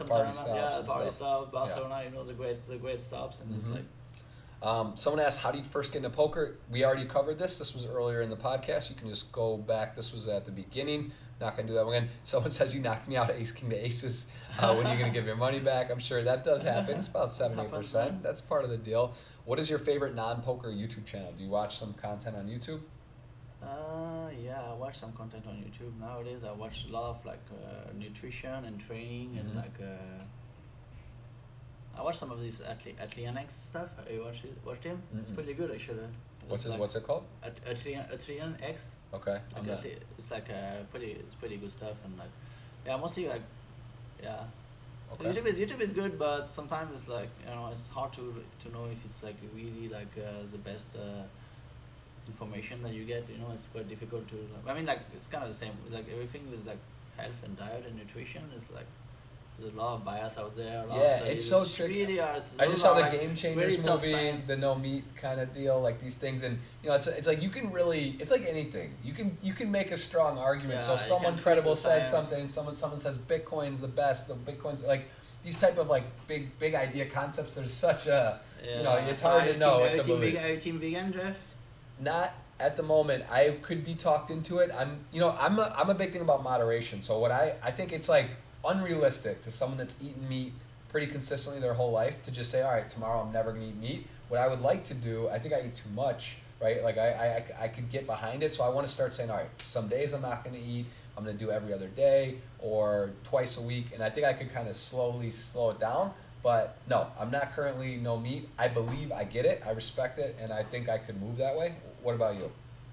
No, I did it for a little bit actually earlier this year to train for the half marathon, and it's pretty great, but I think like most of the I think this documentary you talked about is pretty biased. Yeah, it's of course. I think it's great to eat a lot of plants and vegetables and whole plant food, but I don't think meat is necessarily that bad for you. I mean, like that's like just from a purely nutrition point of view, right? I agree that it's not good for the animals, obviously, and it's not necessarily good for the environment. But I think for the health, if you like, there's just so many confounding factors in the studies, and like the problem with the documentaries, and they like try to portray meat as like super evil, where actually it's like fruits and vegetables are really good for you, right? So you should eat more, but it doesn't mean that you have to eat zero. You can still be healthy by eating meat. You know what I mean? It's tricky as well where the meat's coming from, the quality of the meat. You know, if you're eating good stuff that's high quality, it's different than eating processed, shitty quality. Excuse my language, meat. So of course, but no, I'm not, and I would like to eat less. I don't see myself going vegan. Ethically, I mean, I really get it though. I mean, for nutrition, I think it's not really clear, but ethic reasons, I mean, I totally understand that you don't want to eat meat and like farm animals, right? It just makes sense. It's just like. All right, someone asked again, similar to, do you prefer online or live? Let's just say you had to choose for 2020. You could only play live or online. What do you do? I think I prefer live now. Yeah. How about you? Yeah, I'd say I love live. I love these stops. I do love these. I feel like it's like social interaction, and also I feel like live you play against a wider range of players. You know, you play players from like all different backgrounds, like a different bunch of people. Obviously online you also play, but I think a little bit less because a lot of the people who like enjoy poker, they enjoy like coming to a stop, having a vacation, and play a lot, and like they don't play as much. Right. A lot of people play online for sure, and you can enjoy. But if you have, I don't know, like the kind of like the party atmosphere, being here in the Bahamas with all your with all your friends and all the people you know, and it's kind of like, especially this event is really special as a CPP because it feels like the result is a bit smaller, so you kind of meet everyone everywhere, which is like really, I think it's really cool, you know. It's cool. So there's also there really isn't. I'll say cash games, tournaments, live online. There's nothing like getting chips and being deep and getting the money, 2-3 tables left, final table. Like it's just there's some electric about it. You just can't really beat it. But I mean, then again, you got Party. They got the Sunday Million back now, or well, it's the Party Million. It's the Millions Online Sunday for 215. They got the 10K buy-in, 20 million. I mean, there's some really special stuff. Like that could change your life on one afternoon. Someone asked about the recently. Oh, actually, what are the difference between? What different things exist between Party Poker and Poker Stars? Do you dare answer? So someone's saying like, what would you? Yeah, we talked about it. We before, did cover this actually. But, we did cover this, guys. There's so many questions. We want to rattle through these, and there is. You can check back in the podcast. We did sort of discuss this. Did it change your life at all? The recent win. I mean, this was a significantly amount of people. Out of the money, you've had much bigger scores in your life. Did this change anything? I mean, it didn't change my life, but definitely it feels awesome to win a second bracelet, and especially now, I think I appreciate it more. When I was like, when you took at my handler at the beginning, I was winning so hard. I mean, games were easier, and I was winning a lot, and I would expect to win every time. And now I realize that winning a bracelet actually is pretty hard. It's pretty hard to win. Yeah, you see Phil Hellmuth 15. He's got the most ever. Second place is 10. You got to give a lot of credit for that, but at the same time, there's a caveat where some of those were 20 or 100 or 60, 70 person fields back when it was a lot different. So it's nowadays it's some of so them, they were big like, and hard. maybe like 8 or I think half of his bracelets they were in early 90s or something where it was like much easier to win. Right. Much of the field. I mean, it's still like amazing that he's trying so hard and he has 15, right? It's pretty incredible, but Someone asking, do you think you're yes or no? Do you think you're that crazy hair when you play tournaments? Do people treat you differently because of your hair? Or no. Not so much, but they do treat me differently because I'm like, I guess I'm known and there's like YouTube videos. When they watch the YouTube highlights and they only show my bluffs, but I don't obviously like everybody who knows about poker. It's not like I'm bluffing every hand, right? Mm-hmm. But some guys who are not used to it and they see me run a big bluff on TV once and then it's just like paid off forever, Right. I think now obviously like people who like know the game of poker, like they only highlight the like most impressive hands, but it's not like maybe you could use that a little bit to your advantage. That's good. But it's actually kind of hard also because like sometimes when you're like it's hard to like know like what people think of you. Like they have like very polarized versions. Some people they're extremely scared of me. Some people they're just like they just play with me to tell them first they bluff me. They want they especially want to play a hand with me to bluff me. Especially at the lower buy-in. I mean like if it's 10K, they're not gonna just like fuck around and like especially like play any two to bluff me and show me the bluff. But if it's it's very interesting being a female player or a sponsored or a known player. There is definitely exactly like you're saying. That's where it's very psychological. If you're in tune to who wants to be your buddy and not go at you, and then you got guys that just want to, if you can determine that, it makes a huge difference, and that's sometimes not easy. Guys that you're unsure about, but there's definitely something there. It's pretty polarizing too. Yes. Sometimes they're extremely scared. They like check back the third nuts, and like I'm like, come on, man, I have 2 cards like you. It's not like hand. So no need to be so scared. Right. Yes, for sure. Future of poker. We sort of discussed this. You always play some. Next vacation. Do you have a next spot you're going to relax? Sure. Maybe Asia, probably Thailand. But I don't know when. Maybe January. Thailand. Cool. What is your favorite TV series? Do you watch any shows? I love Rick and Morty. What is it called? Rick and Morty. Oh, Rick and Morty. I haven't heard of that. You haven't heard of that? No. What? It's the best show ever. You have to watch it. Where's it on? It's I think it's on Netflix or on Amazon Prime now. Rick and Morty. Rick and Morty. It's like it's kind of like an anime comic. It's about like it's really cool. You should watch. It's really fun. I learned something new. I have not heard of that. Ever. There you go, Rick and Morty. So this I've seen a few questions about. Would you ever consider a rematch with Lex in kickboxing? So you did have I guess, what year was that, roughly? That was 2011, I think. Wow, long time ago. So you and him did a kickboxing match, was it? And would you ever do that again, or what? I actually don't know much about how this all happened. We talked a little bit about it. It was a match. He had an advantage, you thought, or it was sort of. Yeah, I mean, it beat me pretty badly actually. I also kind of choked actually, which was pretty surprising because usually I told you I perform pretty well compared to the practice, Right. But when it's like when it's like physical and you get a bit hurt and it's quite different pressure actually when somebody's trying to hurt you. There's different pressure when you play like monetarily and video games or you play poker, and when like So I kind of choked and I didn't perform well. I would probably have lost anyways, but I performed way worse than I did in practice, which was quite surprising. Even though I did kind of harder practice, like one time I broke my rib and stuff, but still like.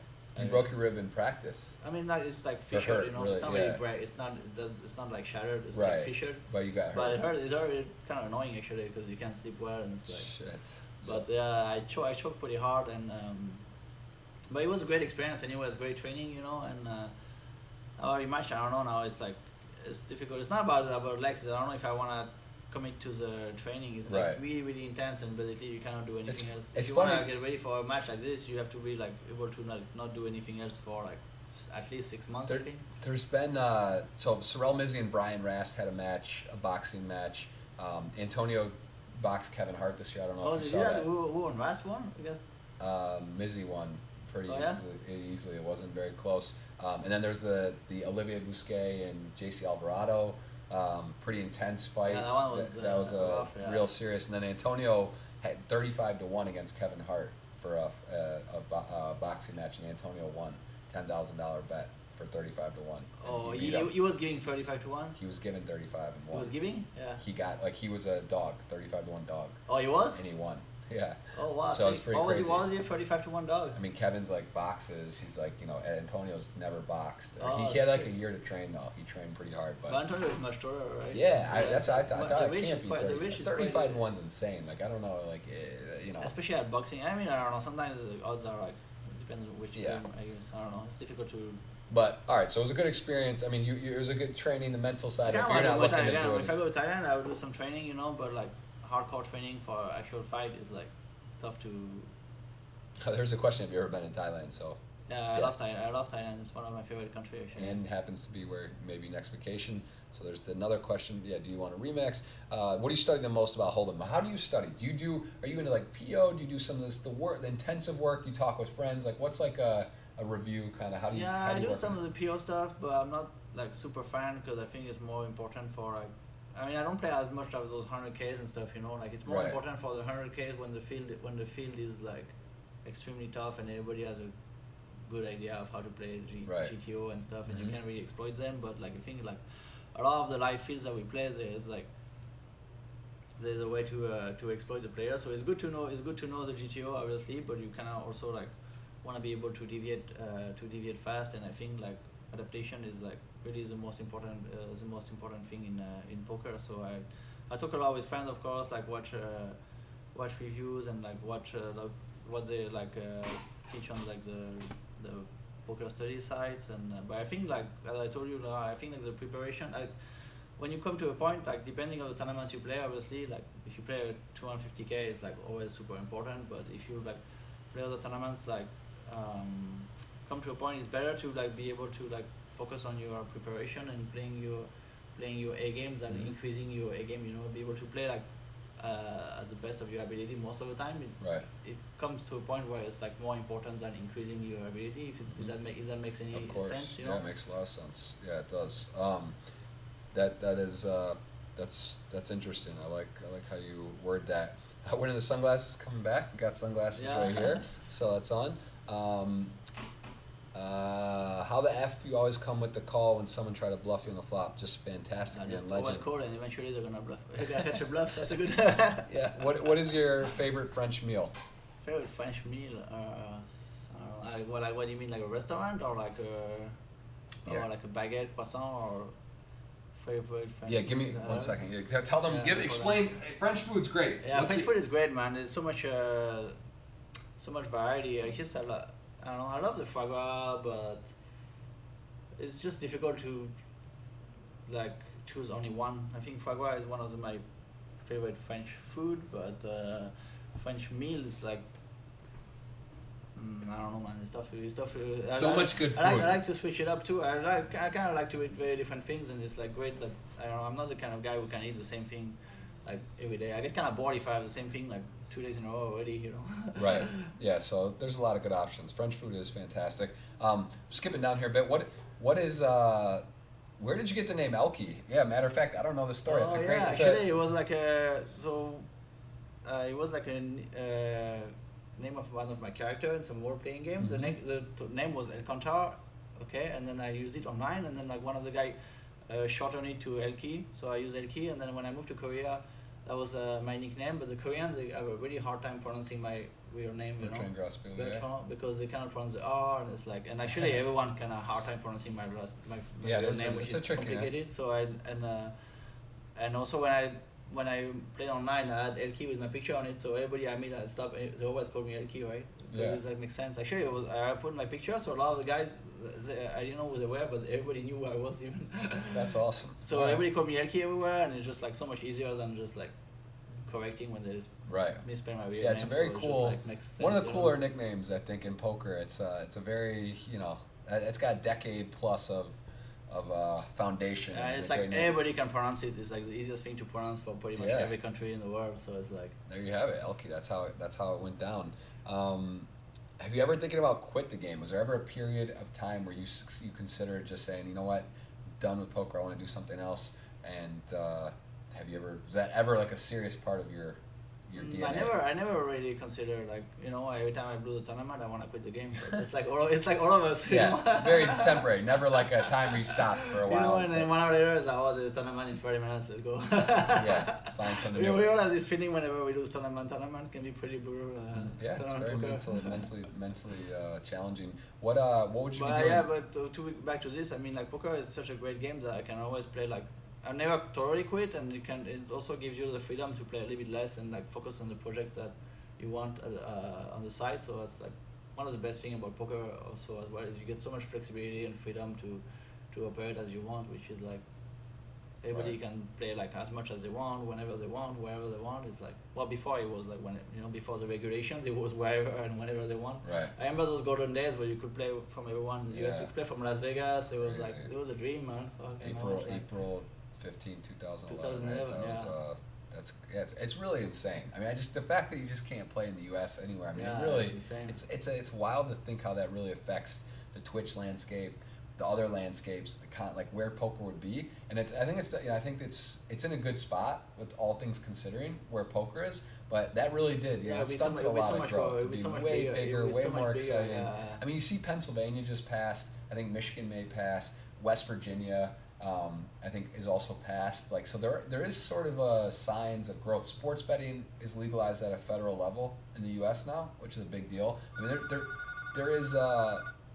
Someone's get it? calling. I hope they're not saying to check out or something. Sorry, guys. On the hello. Yeah. Hi. How everything okay? Oh no, we're all good.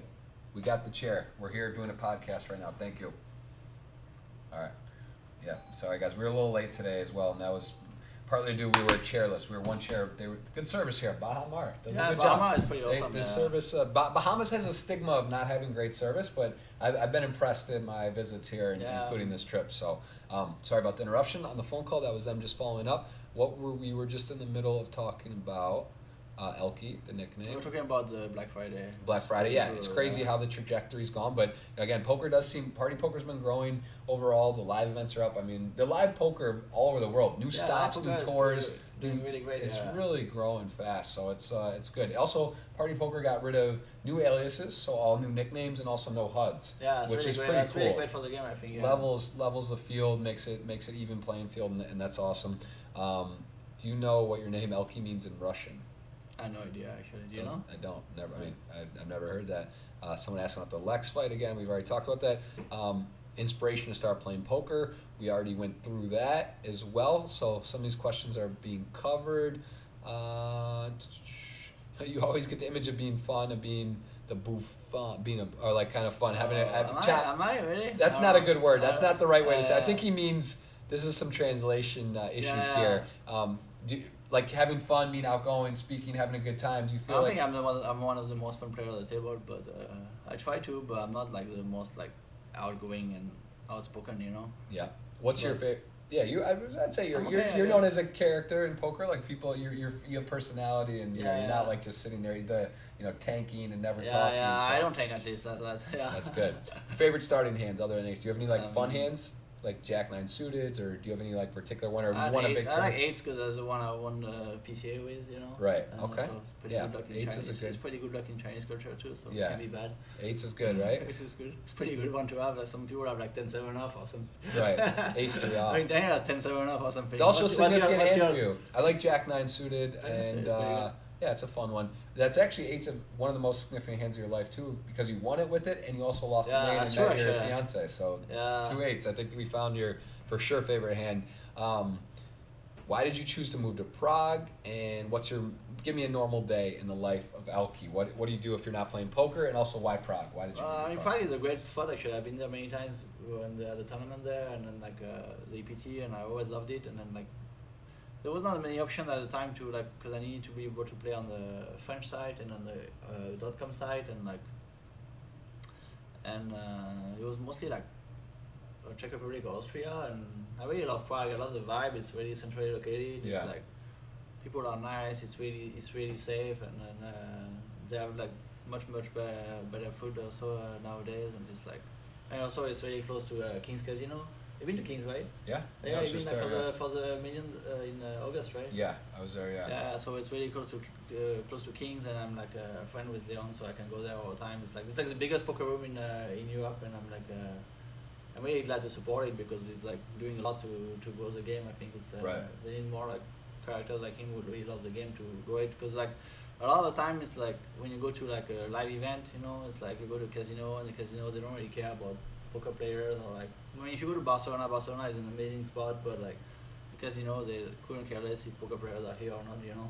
But Right. when you go there, you like feel really appreciated, and they really like to grow the game and bring the players. So it's great, and it's pretty awesome what he's been doing, and playing there. It's like also the some of the most comfortable place to play. I think it's really That's really awesome.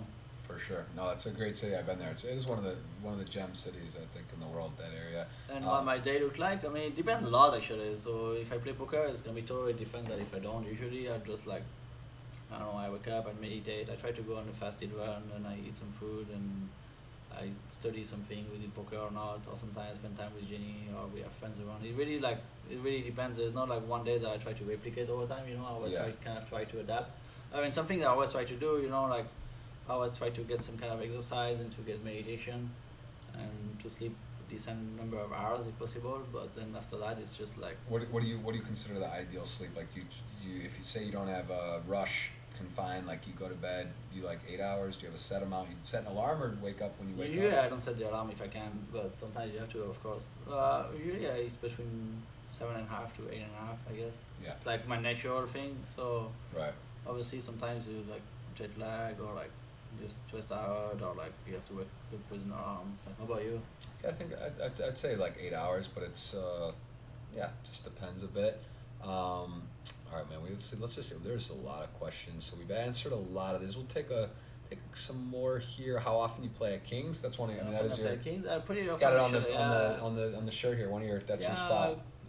at the very least, a couple of times a month. But like during the World Series Europe, I was there for like 1 month straight. You know, but it really depends what's going on. But I go there really often. I mean, it's like an amazing place to play poker, I think. Yeah, and here, Veronito saying many years they've seen you among the best. You are one of the best players to my liking. What's the secret? Give us a poker secret tip. There's no secret, unfortunately. You know, it's like it's kind of sad, but there's no secret for anything. It's like kind of like working hard and work. like being dedicated, and like also showing up. You know, like playing a lot of tournaments. I mean, like if you want to have a lot of results, you have to play a lot for sure, and like you know, being strong mentally. Mental game is one of the toughest, I think, especially in poker. You know, because you get some, especially MTTs. MTTs are sick, and you get the sickest downswings, and then like you get some spots where you have so much equity. Like I got so lucky to win the Colossus. I could have gotten 5th or like 4th, and it's like, and then not have this opportunity for like a couple of years. So it's like it's really yeah, it's a tough. blessing. But there's not really like any super secret. I think, you know, everybody is trying to sell you secrets. In pretty much anything, there is no secret. You know, it's always a scam. Unfortunately, if it sounds too good to be true, it usually is. Yeah, it's true. Absolutely. What kind of business projects have you been working on outside of poker? Do you have do you do some? Are you more like investments, Bitcoin, crypto stuff, or do you have any physical like stuff? Like, do you have any? What kind of projects or future stuff? Do you have anything in the works? Yeah, I mean, I'm really interested in crypto, and I've been working as an advisor for Chili's. I don't know if you've heard of it. Oh yeah, For Alex, for Alex Breakfast. I think it's pretty really good Yeah, I potential. see they make partner with a lot of big football clubs. Yeah, Juventus and Paris, and then they want to do the same things. They want to do it for esport as well, and I think it's like makes a lot of sense. So that, and I think crypto and esports are some of the domain where there's like a lot of growth, and I have like a lot more affinity to it. So that's what I've kind of been working on, but. Yeah, I don't want to invest in so much on things that I don't really know. Right. And like I don't know so much about poker. I don't know so much besides poker or something. Right. Like, That's something. It's hard to be like, an expert. 10,000 hours, all these things. You just start like doing a little of everything you don't know. It's like you get kind of. It's like in poker. You come in and you don't know how to play. You got to put your time in. You're not just going to come in and do, well instantly. So it's tricky. Well, sometimes you do actually. Right, and that can be tough too. If you hit like one early and you think you're better than you are. Yeah, that's really tough. Do you still play multi-table Yeah, of tournaments course I do. online? I do play a lot on partypoker.fr as well. Right, awesome, yeah. Me too. What is your most memorable Pokemon? We covered that. He's mentioned the PCA win. That was in the Bahamas. We were here in the Bahamas. We're at Bahamar. That was Atlantis 2008, so just 11 years ago. Best memories, would say the Atlantis or Bahamas. A couple big wins. Super ElkY, someone just saying hello. If I buy your book, what's your book? I have a book, Razor's Edge. It's a few years old now, I think. What's it called? Razor's Edge. Razor's Edge. I think I covered it with Lee Nelson, Tyson Stripe, and Tony Dunst. Mm-hmm. And at the time, I really try to give like people the way to think about the game, but so like not only like what to do in certain situation, but how to think about it so you can adapt, because I think that's the most important thing in poker is to be able to adapt to the situation that you're in, because there's never a situation where you always have to do something, pretty much. I mean, obviously if you have the nuts you have to call, but besides that you should always like think about different ways to play the hand, and like the situation you're in depends so much, like sometimes people just come and they're like, how do you play this queen? I'm like, this is no like right. Sometimes you can put 50 blinds in, sometimes you can only put 2. It's like it's right. it really depends on it depends who's at your table, the way they're playing, like there's just so much variable in poker, the phase, is it on the bubbles, at the start, it's what's like happening? it's like so much things like there's so much things to consider, and also like even there's a lot of things to consider, you should not play always one certain way, what I mean, kind of. I mean, like you shouldn't do the 100% of the time the same thing with the range of hand. You should like mix up some stuff too. So like it's just too difficult, too complicated, and like you have to adapt. And that's why also it's important to be present at the table, right? So you have more information. Like the more information you have is like the better decision you can make. Like no matter how much your poker knowledge is, if you just come to a table with 8 randoms, it's like how good of a decision can you come? Like the best player in the world, if he comes to a table with like 8 random, is not gonna take as good decision as us if we've been at the table for like 4 hours, just because he has no idea like what those people are, So you just like to play like total GTO game, which is like not as good if you know the players. Obviously, like it's much better, right? So for sure. That's why you should always pay as much attention as you can to the game. Unless like if your table is breaking next, I guess sometimes you can just be like, fuck it, Yeah. You can watch the screen actually, and they tell you the breaking order. If I'm like 2 tables next to break and it's kind of a turbo, it's like whatever, it's like not as important, but it's still quite important because you can find the players later, and it's like. It's true. It's why it's so fun. There's just so many iterations, so many different combinations of hands or people and how you play against others. That's why it's fascinating. It really is a fun deal. Someone talking about in tournaments and getting depressed. How do you deal with despair? Like months or the high. It's like Olympic athletes or athletes. They win a title or they win games or they have a bad game. How do you deal if you're on a downswing or you didn't play well in a tournament? Like do you have any? When you're really not feeling good or you're kind of down about your game, because it is a mental game and it's results oriented a lot. You maybe play great and you're not doing well. It's frustrating. How do you deal with when it's not going very well? It's tough, man. It's it's very tough. I think like I kind of like running physical activity. I think physical exercise is really a good balance, because also like when you play poker, usually you just sit all the time, and it's good to have some kind of balance and to exercise and work out. But it's kind of different for everyone. I think sometimes you just play games to relax or spend time with your loved ones. It's like I think you should. But as Jeff said earlier, the most important thing is to be aware of it, and then you can do like everybody is different, and everybody has different activities that they like to do, and you just have to experiment what makes you feel better. But usually, like, to forget about the game for a little bit is okay too, you know. And like, don't force yourself to play if you like feel bad. It's also not that great either, you know. Like you kind of have to always want it when you go play a tournament. Like, you can't just like, oh, I have to play this tournament, but it's like you don't never have to do anything, you know. You just have to choose that you're gonna play this tournament and play your best game. But if you know you're like already feeling bad and not so confident, maybe you take like some time off and like. But yeah, as you say, it's different for everyone. It's quite difficult. But also you have to realize that just the result is not what matters. Like, you shouldn't set like result goals in poker so much. You know, it's about how you play the game, and like if you play well, and like if you play well, that's the most important thing. And actually, like, usually, like, the earlier you bust, the better you play, because it means like if you go in like the first time with aces and you played perfect, right? But like when I win the Colossus, I definitely made a lot of mistakes. Like, not huge mistakes, but like the more hands you play, the more mistakes you're gonna do. That's for sure, right? So it's like you just have to be set your goal to play your best game, and then the results, they will eventually come. DTs can take a while, but they will eventually come. So you should definitely like never be result oriented, and you can be frustrated, but look at the big picture. And if you made the right decision and you were focused and you play better than the others, eventually you're gonna get better results. Absolutely. What is what is the biggest bad beat? Do you remember a hand? There was a moment in a tournament or somewhere. Do you have a hand that stands out, that, or a cash game that was just like situationally ridiculous, or just so? I got a really bad. I mean, the biggest statistical bad beat, it was like some small cash game online. I think like NL 200, and I had like ace-7 of diamonds on like Jack 4 deuce all diamonds. And I get it in, so pretty good. And then you come like 9 of diamonds, king of diamonds, and you had queen 10 of diamonds. That's weird. So you made a runner straight flush. Runner straight flush when you had like, you know. So that was the biggest statistical one. But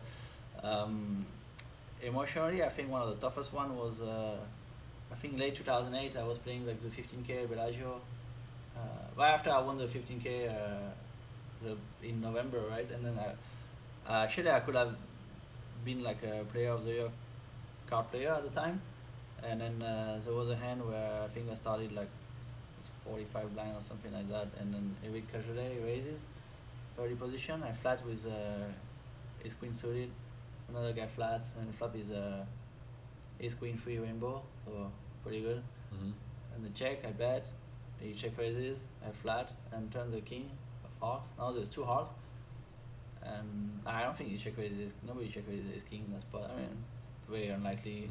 So we could have freeze, I guess, but pretty good. And he shoves, pretty big shove, and I snap, and he had like 6-8 of hearts, and the river was a heart, and it was like really painful. Holy like, shit, that's a crazy hand. That was not like the sickest bad beat ever, but it's it's just a situation, you know. Pretty like, randomly disgusting. Yeah, it's like later on day 2, and it's like really brutal because I had a good chance and I was feeling great, and like, you know, it's like just those are the ones you can't really explain. You like bust those, like it's like no one. You can just like so ridiculous that it's like doesn't make sense. Like, that's was one of, not the sickest one like statistic wise, you know, but it's just like the one who was stuck into my memory. Yeah, that's one I wouldn't forget that one either. Can you speak some Korean? Are you fluent in Korean? I can speak Korean. I mean, not perfect, but I can definitely speak Korean. Yeah, give it. 안녕하세요. 내 이름 ElkY입니다. 만나서 반갑습니다. Nice. That sounded official. I wouldn't know if that's right. When you say name hello, is my name ElkY. ElkY, nice to meet you. And I can speak pretty well actually. I studied, and like, I mean, I can get along everyday life. You know, like, can order anything.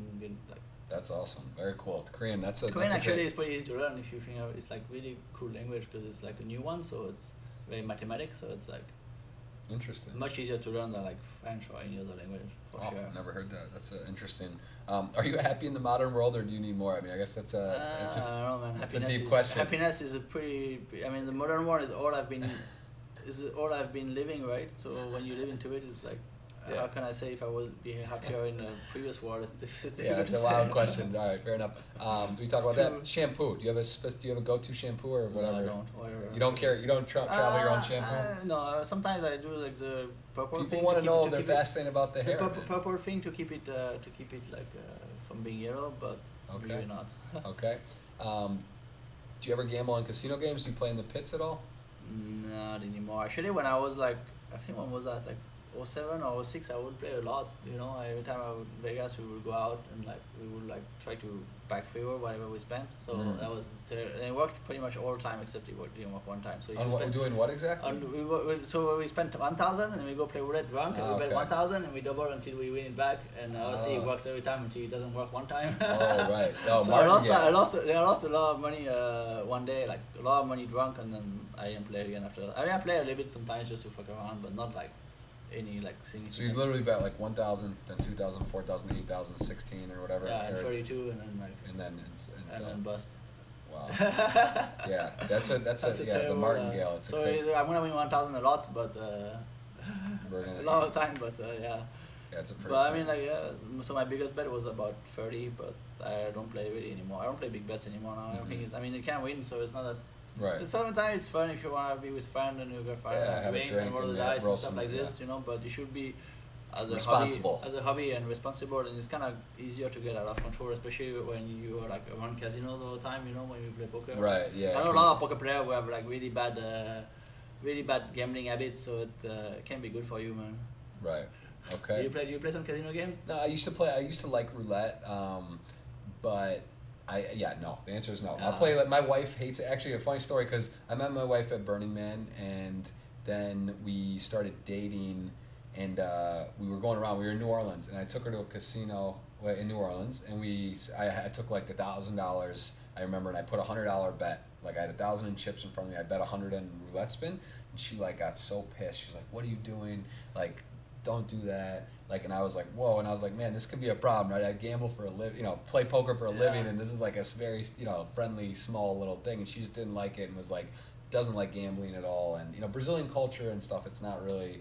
A lot of Brazilian gamblers play poker, right? There is, it is, but it's not. pretty big in Brazil, It's right? very popular. It's an emerging market, but like traditionally, in families and things like gambling is not like a really thing. Even though you're right, it's very popular now, and it's growing. But it's a huge country, and a lot of it's not. But anyway, my wife didn't like it, and I was like, man, this might not work. So all right, we did cover a lot of questions, guys, and we are going to go here. We're going to take this tweet, we're going to copy it, and I don't know if I've even done this. Let me go over here. So we're going to do a $55 giveaway, ElkY, and then we are going to shut it down. So we're going to let you control the RNG on it. Oh, Let's sick, see, nice. tweet draw, and see if we can go. All right, we're logged in. Everything's good. We're going to click it. You tell me when, and I am going to paste in. Someone's going to win a $55 party poker ticket courtesy of ElkY and Party Poker, and that's going to wrap up our podcast. So ElkY, tell me when. All right, let's go. Boom. Someone's winning it. You can only draw on your own tweets. Is that a retweet? Uh-oh. What the heck? I'm logged. Oh, was it not my tweet? I think I did it wrong. Wasn't I? Am I logged into my tweet? Where are we? ElkY, where are we? Just false alarm somebody. I think I'm on my Twitter, man. Tweet, right? This is me, I believe. All right, we're gonna retry. Wait, what the this heck? one. Yeah, There's this one. 61 eligible people. That's your tweet, right? Copied. So, We're gonna try again, ElkY. I don't let's know go if again. somehow oh yeah. if somehow we can't do it here, then I don't know. We're gonna have to do it after, and I'm gonna have to do it Alright, let's online. go. Let's see. 1, 2. You ready? Let's go. Yeah, it works now. Okay. Yes. So who is this? This is RL What's Cracking. RL. Matt, What's Matt. cracking? I'll tell you what's cracking is you have a $55 ticket. Look at that. Did He you did win? it. Yeah, He nice. retweeted it. We're gonna message him, and I will. He won something else. He won $11. Really, this guy's he's a sick. master. He's That a guy's double winner. So sick. all Double right, winner. ElkY, Congrats. I appreciate Thanks, it. man. Well, Yeah, awesome. this Very was cool. a Very lot of cool. fun. ElkY, Bertrand, Thanks, guys. and we'll see him in the future at many party stops. Congrats. Maybe go for the 4th. I don't know if anyone's ever won 4. The let's party do it for poker, the so fourth be the round. first. And check him out on Twitter, Instagram, as well as you can see his Hennes Mob, all this stuff, guys. We'll see ElkY in the future. And again, follow him. Great time, great guy, great player.